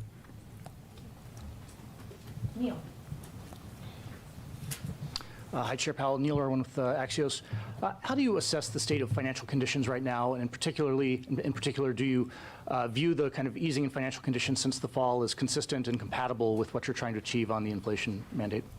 So we think there are many different financial conditions indicators, and you can kind of, see different answers to that question. But ultimately, we do think that financial conditions are weighing on economic activity, and we think you see that in a great place to see it is in the labor market, where you've seen demand cooling off a little bit from the extremely high levels. And there I would point to job openings, quits, surveys, the hiring rate, things like that are really demand. There are also supply side things happening, but I think those are demand side things happening.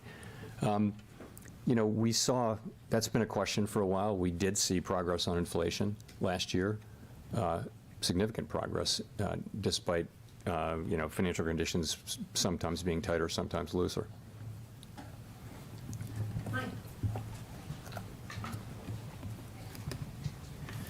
Michael McGee with Bloomberg Radio and Television. Can you give us more color on how the committee is thinking about inflation dynamics now? What we've seen at the beginning of the year, are they more one-off increases that will fade, or is there more of a secular turn with goods prices rising again and service prices staying sticky? And also, housing prices have been sort of the Godot of this cycle, in that you keep expecting them to go down and they don't. How does the committee see this playing out forward since you've raised your inflation forecast? So I see the committees looking at the 2 months of data and asking the same question you're asking and saying we're just going to have to see what the data show. As I mentioned, you can look at January, which is very high reading, and you can, and I think many people did see the possibility of seasonal adjustment problems there. But again, you got to be careful about dismissing the parts of the data that you don't like. So then February wasn't as high, but it was higher. So the question is, what are we going to see? We tend to see a little bit stronger, this is in the data, a little bit stronger inflation in the first half of the year, a little bit less strong later in the year. We're going to let the data show. I don't think we really know whether this is a bump on the road or something more. We'll have to find out. In the meantime, the economy is strong, the labor market is strong, inflation has come way down, and that gives us the ability to approach this question carefully and feel more confident that inflation is moving down sustainably at 2% when we take that step to begin dialing back our restrictive policy. Well, you've talked about the desire to have confidence that inflation is continually moving down. Has the recent numbers we've gotten for inflation data dented that confidence at all? It certainly hasn't improved our confidence. It hasn't raised anyone's confidence, but I would say that the story is really essentially the same, and that is of inflation coming down gradually toward 2% on a sometimes bumpy path, as I mentioned. I think that's what you still see. We've got 9 months of 2.5% inflation now, and we've had 2 months of kind of bumpy inflation. We were saying that it's going to be a bumpy ride. We consistently said that. Now here are some bumps, and the question is, are they more than bumps? And we can't know that. That's why we are approaching this question carefully. It is very important for everyone that we serve that we do get inflation sustainably down. And I think the historical record, every situation is different, but the historical record is that you need to approach that question carefully and try to get it right the first time and not have to come back and raise rates again, perhaps, if you cut inappropriately, prematurely. Go to Edward. Thank you, Mr. Chairman. Edward Lawrence with Fox Business. I wanted to ask you, you received a letter from, the Federal Reserve is an independent body, understanding Congress has oversight over that. You received a letter from Senators Elizabeth Warren and Sheldon Whitehouse that said, calling on you to lower interest rates, to cut interest rates, because it says, quote, the potential that it may remain too high for too long has halted advances in deploying renewable energy technologies and delayed significant climate and economic benefits from these projects. So has higher interest rates caused that? Have they? Well, first of all, I respect in our system of government, it is Congress that has oversight responsibility over the Fed. We place a tremendous amount of importance on our engagements with Congress and always treat them with great respect. In this case, I would say those are, our mandate is for maximum employment and price stability and the other things that we do, and that's what we're trying to accomplish. We're trying to do that in a way that sustains the strong growth we're seeing, the strong labor market we're seeing, but allows us to make further progress with inflation. That's how we can best serve the public and leave the other issues, which in many cases are incredibly important, such as those you mentioned, leave those to the people who have responsibility for those. There was another letter from 24 lawmakers saying that the higher rates are squeezing the working people. How do these letters affect what you guys are doing policy-wise?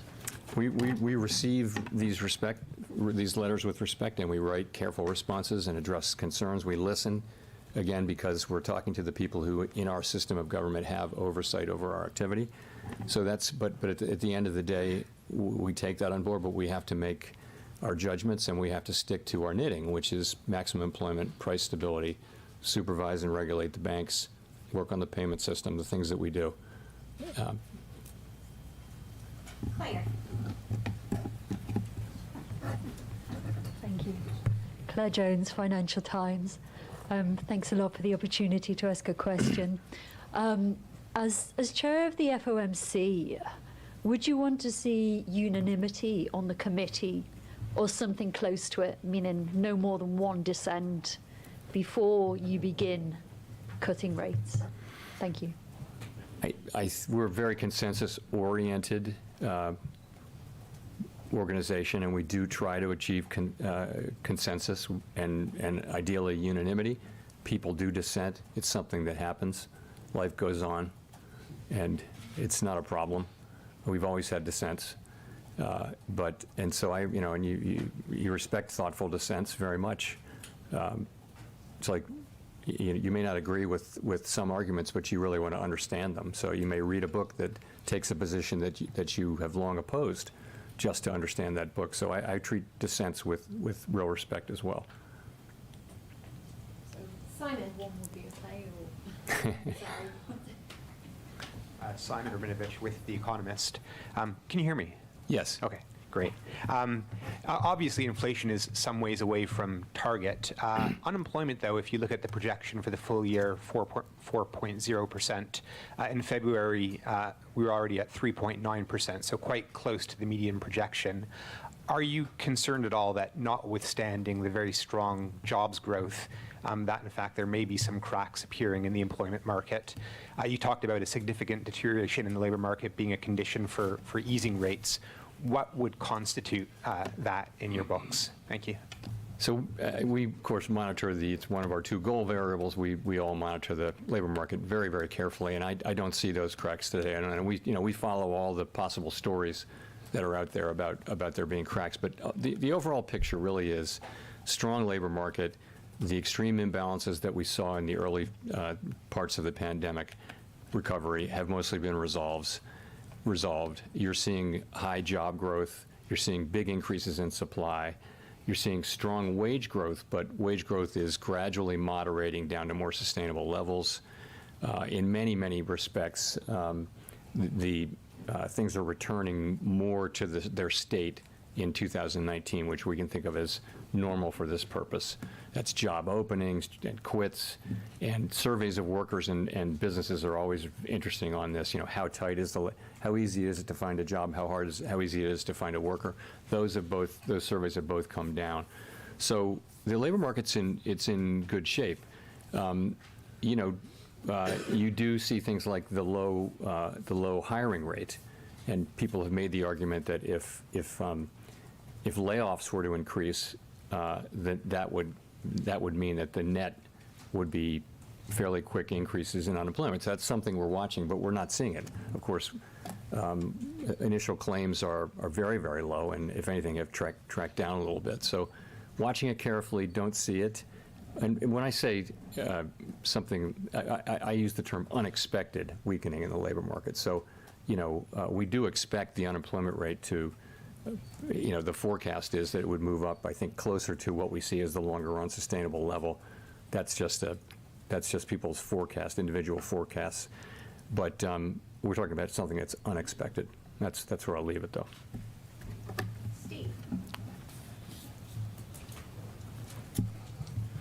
Steve Matthews with Bloomberg. You mentioned at the beginning of the press conference that the committee felt it might be appropriate to slow the pace of asset runoff fairly soon. I'm wondering, when you say fairly soon, does that mean that the committee would meet about this again in May, and a decision could be reached that soon? And I was wondering if you could also just describe the scope of what the committee is discussing here. You're at $95 billion of caps right now. Would that be cut about in half or something in that nature? Thank you. So that is what we're discussing, essentially, and we're not discussing all the many other balance sheet issues. We will discuss those in due course, but what we're really looking at is slowing the pace of runoff. There isn't much runoff among MBS right now, but there is in treasuries, and we're talking about going to a lower pace. I don't want to give you a specific number because we haven't had an agreement or a decision, but that's the idea, that's what we're looking at. And in terms of the timing, I said fairly soon. I wouldn't want to try to be more specific than that, but you get the idea. The idea is, and this is in our longer run plans, that we may actually be able to get to a lower level because we would avoid the kind of frictions that can happen. Liquidity is not evenly distributed in the system, and there can be times when, in the aggregate, reserves are ample or even abundant, but not in every part. And those parts where they're not ample, there can be stress. And that can cause you to prematurely stop the process to avoid the stress. And then it would be very hard to restart, we think. So as something like that happened in 19, perhaps. So that's what we're doing. We're looking at what would be a good time and what would be a good structure. And, fairly soon is words that we use to mean fairly soon. And will there be a discussion about returning to an all treasuries balance sheet at some point? So that our longer run goal is to return to a balance sheet that is mostly treasuries. I do expect that once we're through this, we'll come back to the other issues about the composition and the maturity and revisit those issues. But it's, not urgent right now. We want to get this decision made first, and then we can, when the time is right, come back to the other issues. Victoria. Hi, Victoria Guida with Politico. Also on the balance sheet, can you talk a little bit about how the outlook for the banking sector might impact your balance sheet plans? Do you worry that as deposits start to shrink that we could see more turbulence? We'll be watching carefully, but one of the reasons we're slowing down, we will soon enough, fairly soon, I should say, slow down, is that we want to avoid any kind of turbulence. I wasn't thinking particularly about banking sector turbulence, but we had some indicators the last time. This is our second time in doing this, and I think we're going to be paying a lot of attention to the things that started to happen and that foreshadowed what eventually happened at the end of that tightening cycle, where we wound up in a short reserves situation, and we don't want to do that again. And I think now we have a better sense of what are the indicators. It wasn't so much in the banking system as it was around, for example, where federal funds is trading relative to the administered rates, and where secured rates are relative to the administered rates, those sorts of things. We will always be watching the banking system for similar signs, though. Well, is it also because you're not sure exactly how the reserve supply will react once the overnight reverse repo facility, drops near at zero? I think we broadly think that once the overnight repo stabilizes either at zero or close to zero, that as the balance sheet shrinks, we should expect that reserves will decline pretty close to dollar for dollar with that. That's what we think. Go to Jean. Hi, Chair Powell. Jean Young with M&I Market News. I wanted to ask also about the balance sheet. You said that starting the taper sooner could get you to a smaller balance sheet size. Does that mean you don't have to make a decision on when to end QT at this point? And will you be setting up the process for deciding that sooner, or will you wait until we're close to the end?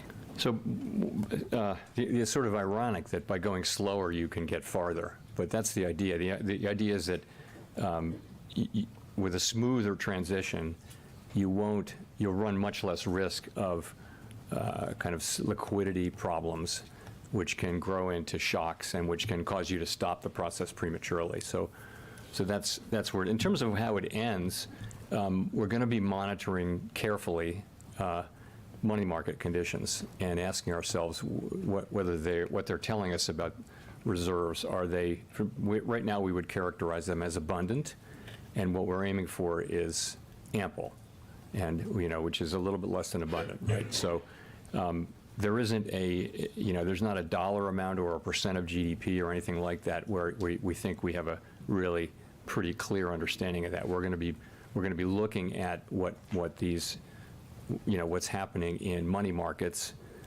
in particular, a bunch of different indicators, including the ones I mentioned, to tell us when we're getting close.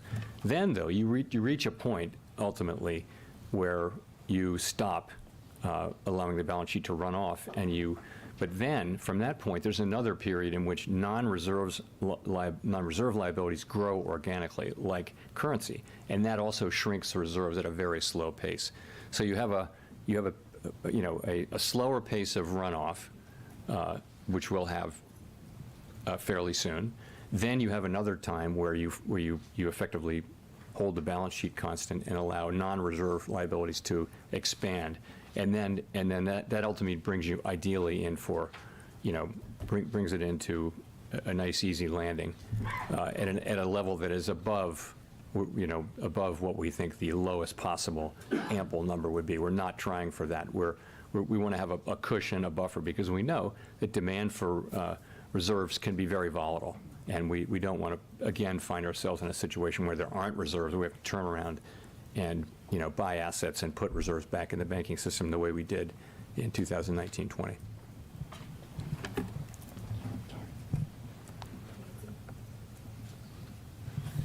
Hi, Nancy Marshall-Genzer with Marketplace.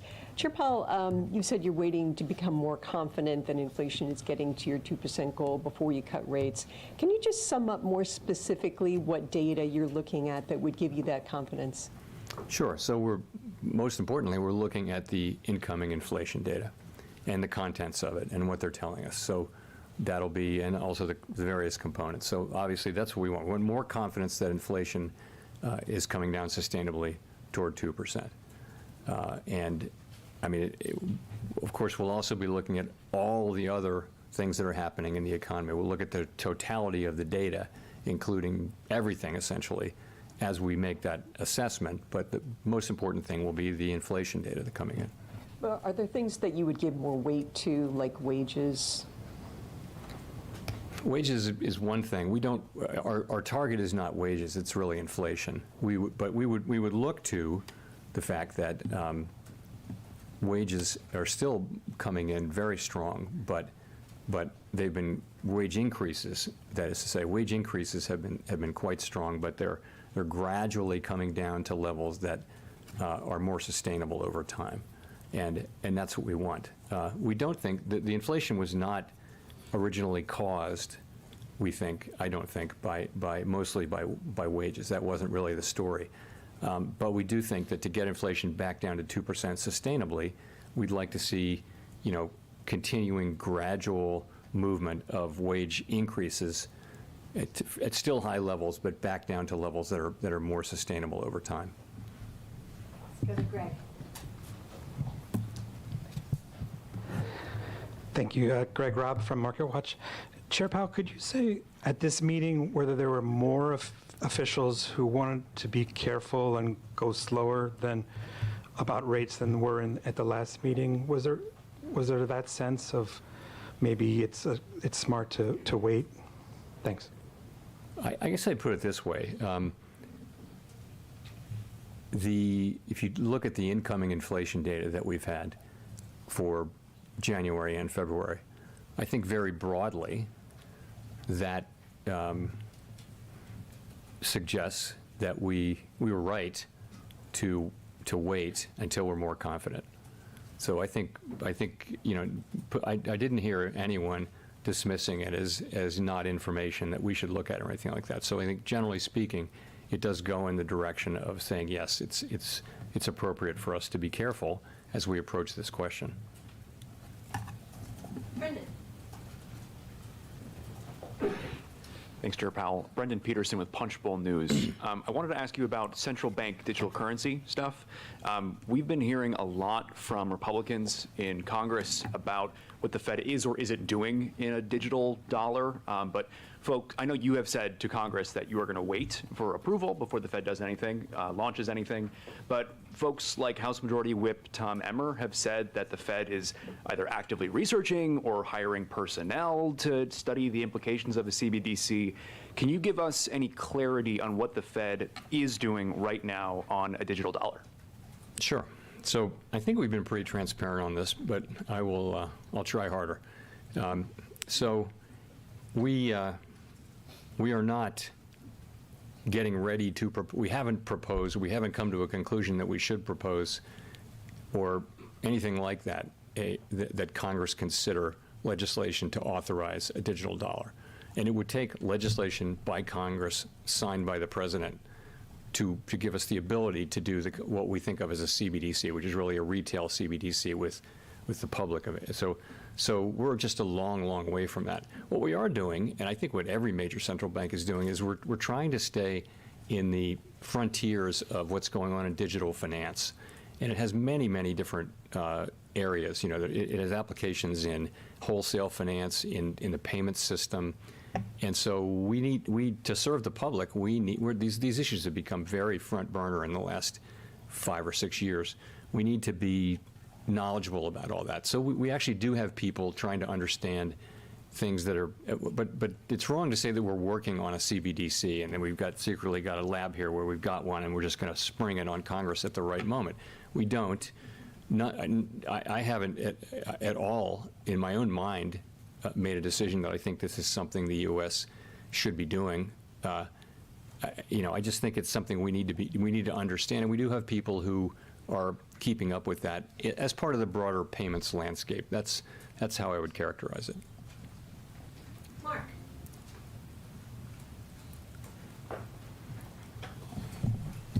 Thank you. It's Mark Hamrick with Bankrate. Mr. Chairman, April 27th will mark the 13th anniversary since a Fed chairman began holding regular news conferences.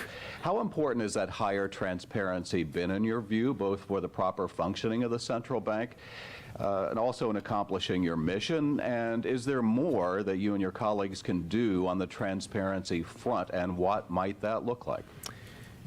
I generally think, this movement actually started, 30 years ago, when some academics posited that a more transparent central bank, if the public understands your reaction function, the markets will do your work for you. They'll react to the data.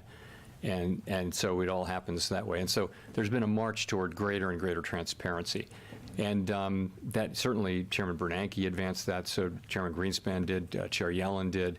And so we went from four press conferences a year to 8, so now every meeting really is live now. I think that's a good innovation.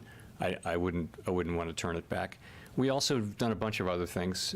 We have an annual supervision report, financial stability report. There's a long list of things that we've done. I think nothing comes to mind as really desperately in need of doing at this moment. We're very transparent. We have no shortage of FOMC participants speaking to the public through the media, and so that channel is full, I would say. So I think it's generally broadly helped and made things better, but not every day and in every way. Well, to follow up, has there ever been a day where you wanted to put that genie back in the bottle somewhat? Of course not. Let's go to Jennifer for the last question. Thank you, Chair Powell. Jennifer Schonberger with Yahoo Finance. Not to harp too much more on confidence and inflation, but you did say earlier in this press conference that the recent inflation data hasn't raised anyone's confidence. But when you testified before the Senate a couple weeks ago, you told lawmakers that you are, quote, not far from receiving the confidence needed on inflation to begin cutting rates. So are you still of that belief or not? What are we to take by those words, not far? So let me say my main message at that in those 2 days of hearings was really that the committee needs to see more evidence to build our confidence that inflation is moving down sustainably toward our 2% goal, and we don't expect that it will be appropriate to begin to reduce rates until we're more confident that that is the case. I said that any number of times, so those were kind of the main part of the message. We repeated that today in our statement. I also, to the language you mentioned, I really pointed out that we had made significant progress over the past year, and what we're looking for now is confirmation that that progress will continue. We had a series of inflation readings over the second half of last year that were really much lower. We didn't overreact, as I mentioned, but that's what I had in mind. But given that you said that PCE for February, 2.8%, the estimate, and that we have been seeing PCE, core PCE, coming down by 10% every month, wouldn't you be at about 2.4% this summer, June, July, to a point where you could cut then? Well, we'll just have to see how the data come in. We would, of course, love to get great inflation data. We got really good inflation data on the second part of last year. Again, we didn't overreact to it. We said we needed to see more, and we said it would be bumpy, and now we have January and February, which I've talked about a couple of times. So, we're looking for more good data, and we would certainly welcome it. Thank you. Thank you. No. Thank you, Jerome. And thank you, everyone, for watching. So I think that went really good. Now, Jerome, he did get snippy. He did get snippy with a few people. So, and by the way, check it out in the background, the Cobbin Roadblock. Yes, the Cobbin Roadblock. But yeah, he did. He got snippy, but he also said, hey, look, I think we're at peak. He said, you know what? We're considering the possibility of rate hikes this year if all indicators stay positive. this was all good stuff, man. Like, that was, seriously, this was good from Jerome. And the market, you can see the market is reacting to it.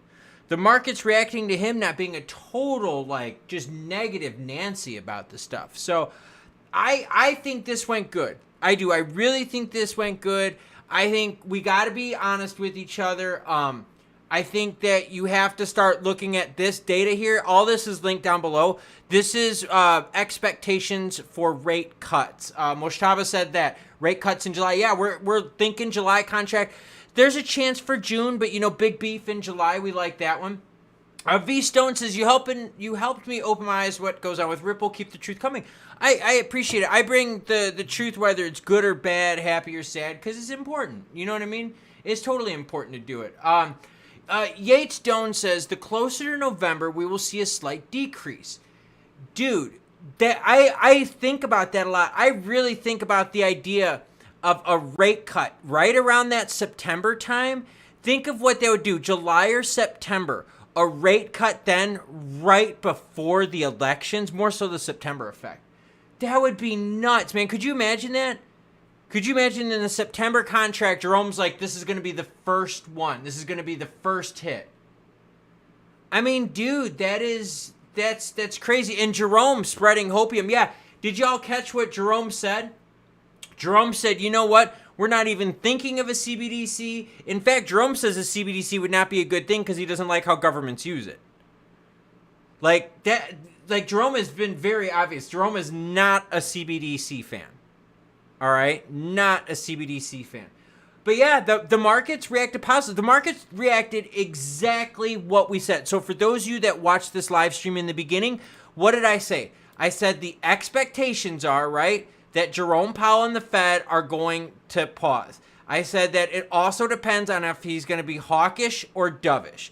All of those things played out to be true. And when my man got up on the mic, he basically said everything we talked about. He talked about housing being too high. He talked about the economy being strong. He talked about the prices that producers are seeing is still too high. He also said that the most important, I repeat, the most important data that he looks at is inflation data.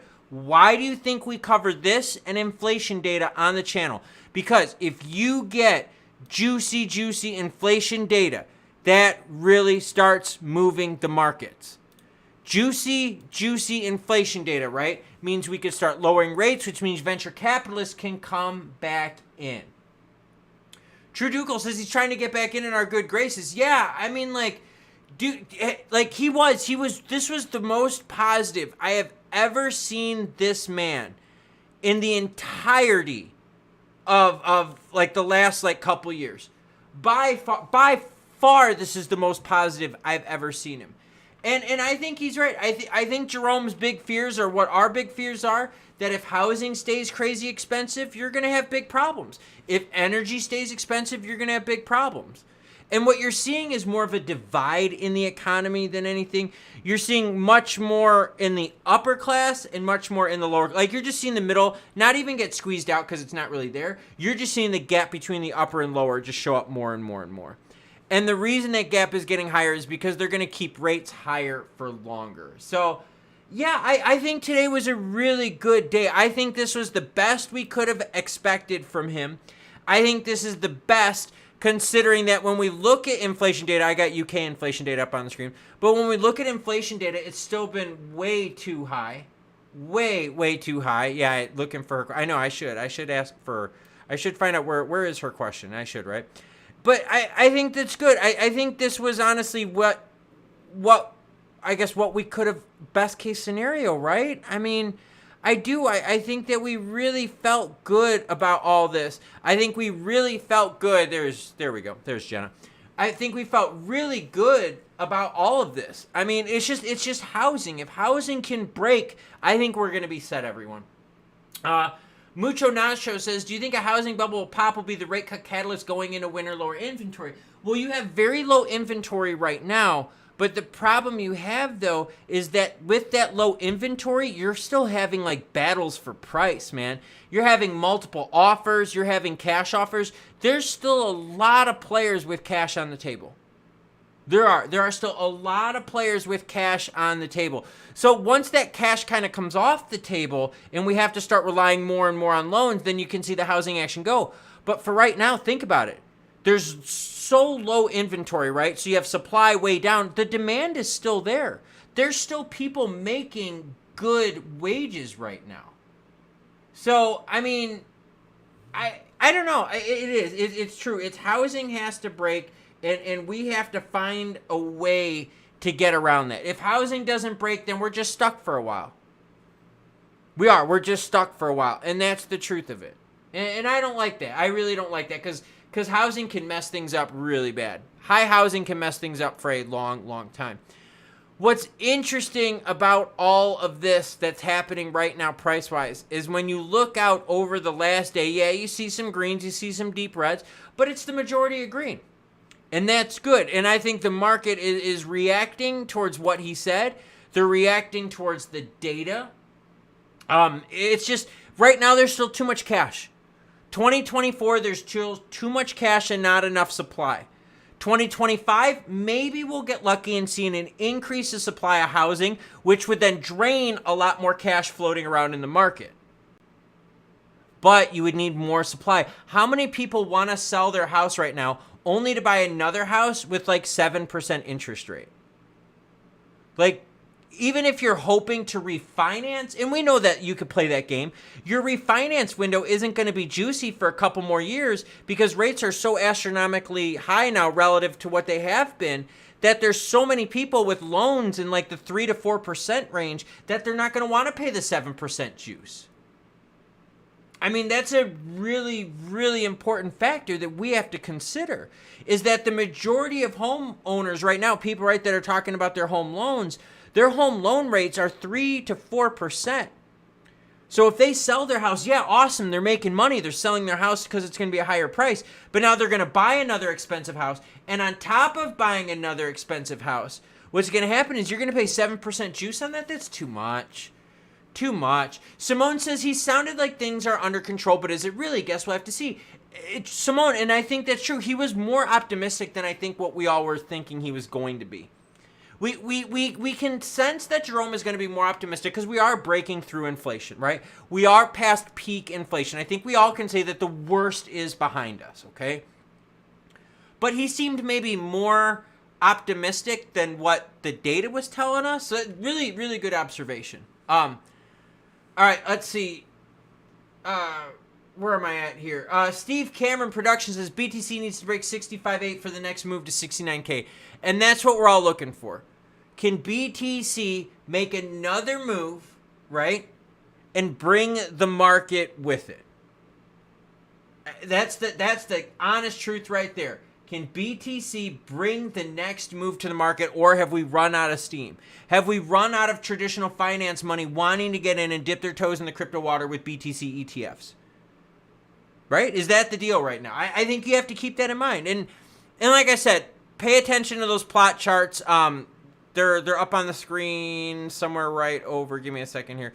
Because he did. Pay attention to the plot charts. When you go back, look at them and look at his like these. There you go. Look at these. Start going back to the predictions that they're looking at in the projections and just see how it lines up with your plan. Steve Cameron says Powell was definitely dovish. Oh, yeah. Oh, yeah. Dude, this was the most dovish we have seen Powell in a long time. Von Argyle says, oh, God, don't ever say the worst is behind us. That's tempting fate. Dude, trust me. I cannot move fate, and I cannot move the price action, anything. Don't Trade While Golfing says, I cannot believe my neighbor's house payment and interest rate. I'm not moving until I pay cash for my next house. And that's to the T what we're talking about. Don't trade while golfing. That's what we're really worried about, is if a lot of people are going to hodl their house, what happens to the price of their house? Housing goes up. So when you get people out there, right? When you get like maxis out there, like the XRP maxis are like, oh, bro, sell your stuff cheap so I could buy it cheap. That's the dumbest thing you've ever heard. What they should be saying is, bro, hodl your XRP so the price can go up, just like homes. You think anyone out there is like, sell your home cheap so I can buy it? No. They want you to hodl so homes are worth more. Come on now, people. Come on now. Yeah, I think you're right. Don't trade while golfing. I think you got a lot of people out there that are not going to put their houses up for sale until interest rates come down, which means you're going to have a supply squeeze for a very, very long time. All right, we're looking at 3:30 right now. We're going to end the stream at 3:40 p.m. Eastern time, so we got 10 more minutes.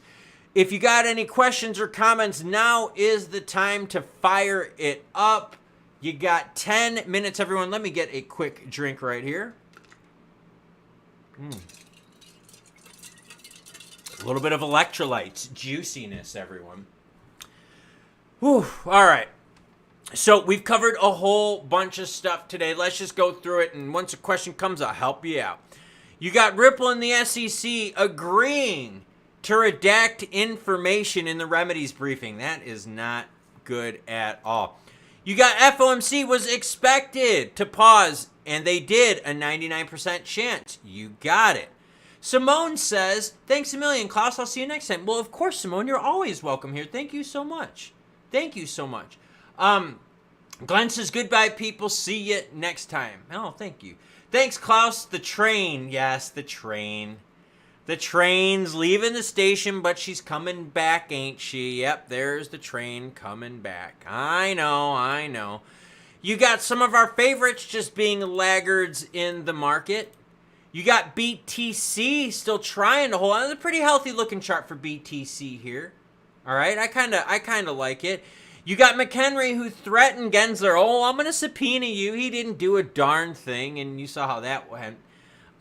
You got inflation in the UK still being rough, right? Fans across the pond, you're dealing with some high prices. You've got also more data from the Fed, which I've got linked down below. V Stone says, yo, Klaus, I missed it. How did you do in the race? I did really good. This was me in the race. I did 51.5 miles. Yep.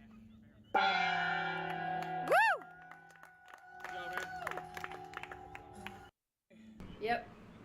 Yes, that was me, a shell of my former self. I lost so much weight, it wasn't even funny. Like, seriously, I lost crazy amounts of weight. And that was while me even hydrating during it. It was brutal. And I mean, when I had nothing left, like, I really did have nothing left whatsoever. It was a lot of fun. Robert Melvin says, have a great day, everyone. Hit that like button on the way out. See y'all next time. Yeah, I do appreciate it. We've got a couple minutes here, about 8 minutes left. So if you got questions, if you got comments, welcome to share it with the group. And yes, for those of you that are wondering, I did 51.55 miles over 12 hours and 15 minutes. There you go, man. There you go. So if you're into ultra running and if you're into doing things stupid, if you're into blacking out while running, well, then ultra racing is probably for you. It's a blast, everyone. It is. It's such a blast. Trick says, great show, Klaus. Catch y'all later. I'm off to sample some chocolate cabbage. Ooh, Trick. I think it might be some back deck action soon, sir. Just throwing it out there. Congrats on the race of hitting the weights. Now, don't trade while golfing. The one thing that kept me going this long was I did so much weight training. I put a lot of weight on for this race. I put over 12 pounds on for this race.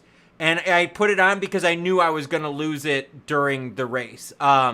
It was rough. It was really, really, really rough. So Project Starlink says, much appreciated. Yes, much appreciated to you too. I wanted to thank the viewer for all this because this is a lot of fun for me. I have a lot of fun like this. Mucho Nacho says, thanks, Klaus. Thank you very much. I seriously, the fans make this great, and we don't all have to agree with each other.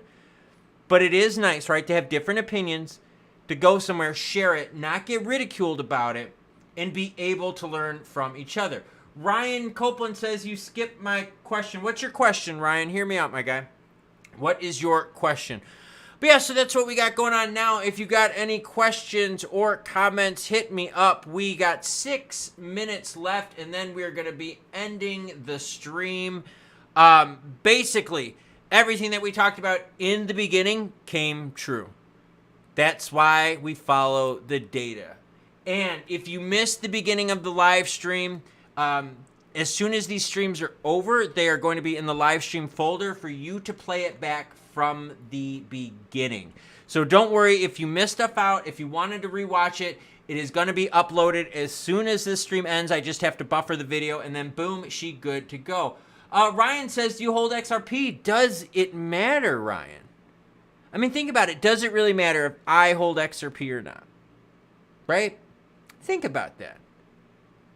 Does it really matter? I bring news, good or bad. So if I held XRP, whether I brought news, good or bad, does that matter? I just want people to think that, right? Just think about that. I'll tell you this, okay? I'll tell you this, okay? I want you to think about this, Ryan. I make money whether the news is good or bad. Why? Because I'm a news channel. For people that are hodling XRP, you only make money if good stuff happens, right? So if you only make money on good stuff, I make money whether the news is good or bad. See, I win because I sell picks and shovels. I sell the news. So it doesn't really matter what I hold, because on the sidelines selling picks and shovels is a way to make money. See, the problem you got, Ryan, and Ryan's going to help me with my outlog here, my outro. The problem you got, Ryan, is some of those mega big bag holders of XRP are so deep in the red that they're passing so much lies, so much crap, so much hopium out there because they're hoping to turn over their fortunes. And what's sad about that is that the people that often pump this stuff up, they're not telling you the bad. They're only telling you the good, which is biased information. It would be like this. Ask me if I'm a voter, right? Are you a voter? Does it matter? Because I care about my country. I stay up to the news. I pay my taxes. I try to do good and all that. Does it matter? Do you need to be a voter to critique the actions of the government of the country that you live in? No, you don't. Interesting stuff. So my point is, all right, and no, Ryan, I get what you're saying. The problem is, though, is I don't want people to think that anything I do affects the news that I report. For me, the utmost importance of this channel is to reflect the news, whether it's good or bad, in an accurate and timely fashion. Plain and simple. I will tell you this. I super am way more into securities and commodities. Like the percentage-wise, Ryan, you would blow your mind if you knew what percentage I was into securities and commodities. And Ryan says, you don't want me to miss the train? I know, but you know how it is, dude. The train always comes back to the station. But good question, though. Seriously, good question. The thing is, though, is like I can play securities all day long and make sick money. Like, it's not hard, man. Like, it's not hard. There's so much more data on the security side. There's so much more data on the commodity side. And there's so many more chances to get a bargain. Put it this way. Here, Ryan, I got a good one for you, okay? All right? I got a good one. So think of XRP. What's the cheapest right now you could buy XRP? Close to 60.5 cents, right? Like, close to it. You know what I'm saying?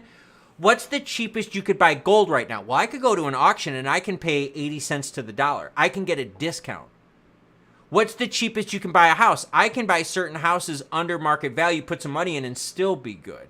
That's the hard part with this. If you know what you're looking at, you know what I mean? You can find ways to make it happen. So I really do. I try to make utmost and upfront what I do. And that's why, like, if you guys see me sell stuff, I always say it. I always say it on the live streams, or I make videos about it so that everyone knows where I stand on stuff, because I want people to know where I stand, both good and bad, so you know I'm not trying to use you as exit liquidity, because that's wrong. And that's why I've taken the way that I have with this channel, trying to present the news and facts in a timely and accurate fashion. All right, let's do a summary for the day. And Ryan, thank you for the questions and comments, by the way. I do appreciate it, man. I really do. Let's talk about things. All right, quick wrap up. Ripple and the SEC agreed to hide facts and data in the remedies part. That's not good. That is funky. We were not expecting this at all. Market paused. We knew it was going to happen. Why did the market pause? Because economic activity is still expanding. The other problem is unemployment rate is low. So the economy is fairly strong. Okay. Let's see. What else do we got? We got, Jenna, yes, nice, 9 out of 10. Yeah, fair, okay. You got some of our favorites out there still being laggards. You got BTC looking way different here. BTC is really trying to move yet again. Like, yet again. You got people in Congress that threatened Gary Gensler and didn't do anything about it. In the meantime, the judge with the debt box case said, look, SEC, you lied to us. You now have to pay the lawyers' fees and fines. You got inflation across the globe still way high. This is the UK's. And you've got data like this, like projections, found in the description below, because as always, any article you see in this video, along with all my other ones, will be linked in the description below. I am going to hang out with y'all in chat. I will catch you cool cats later.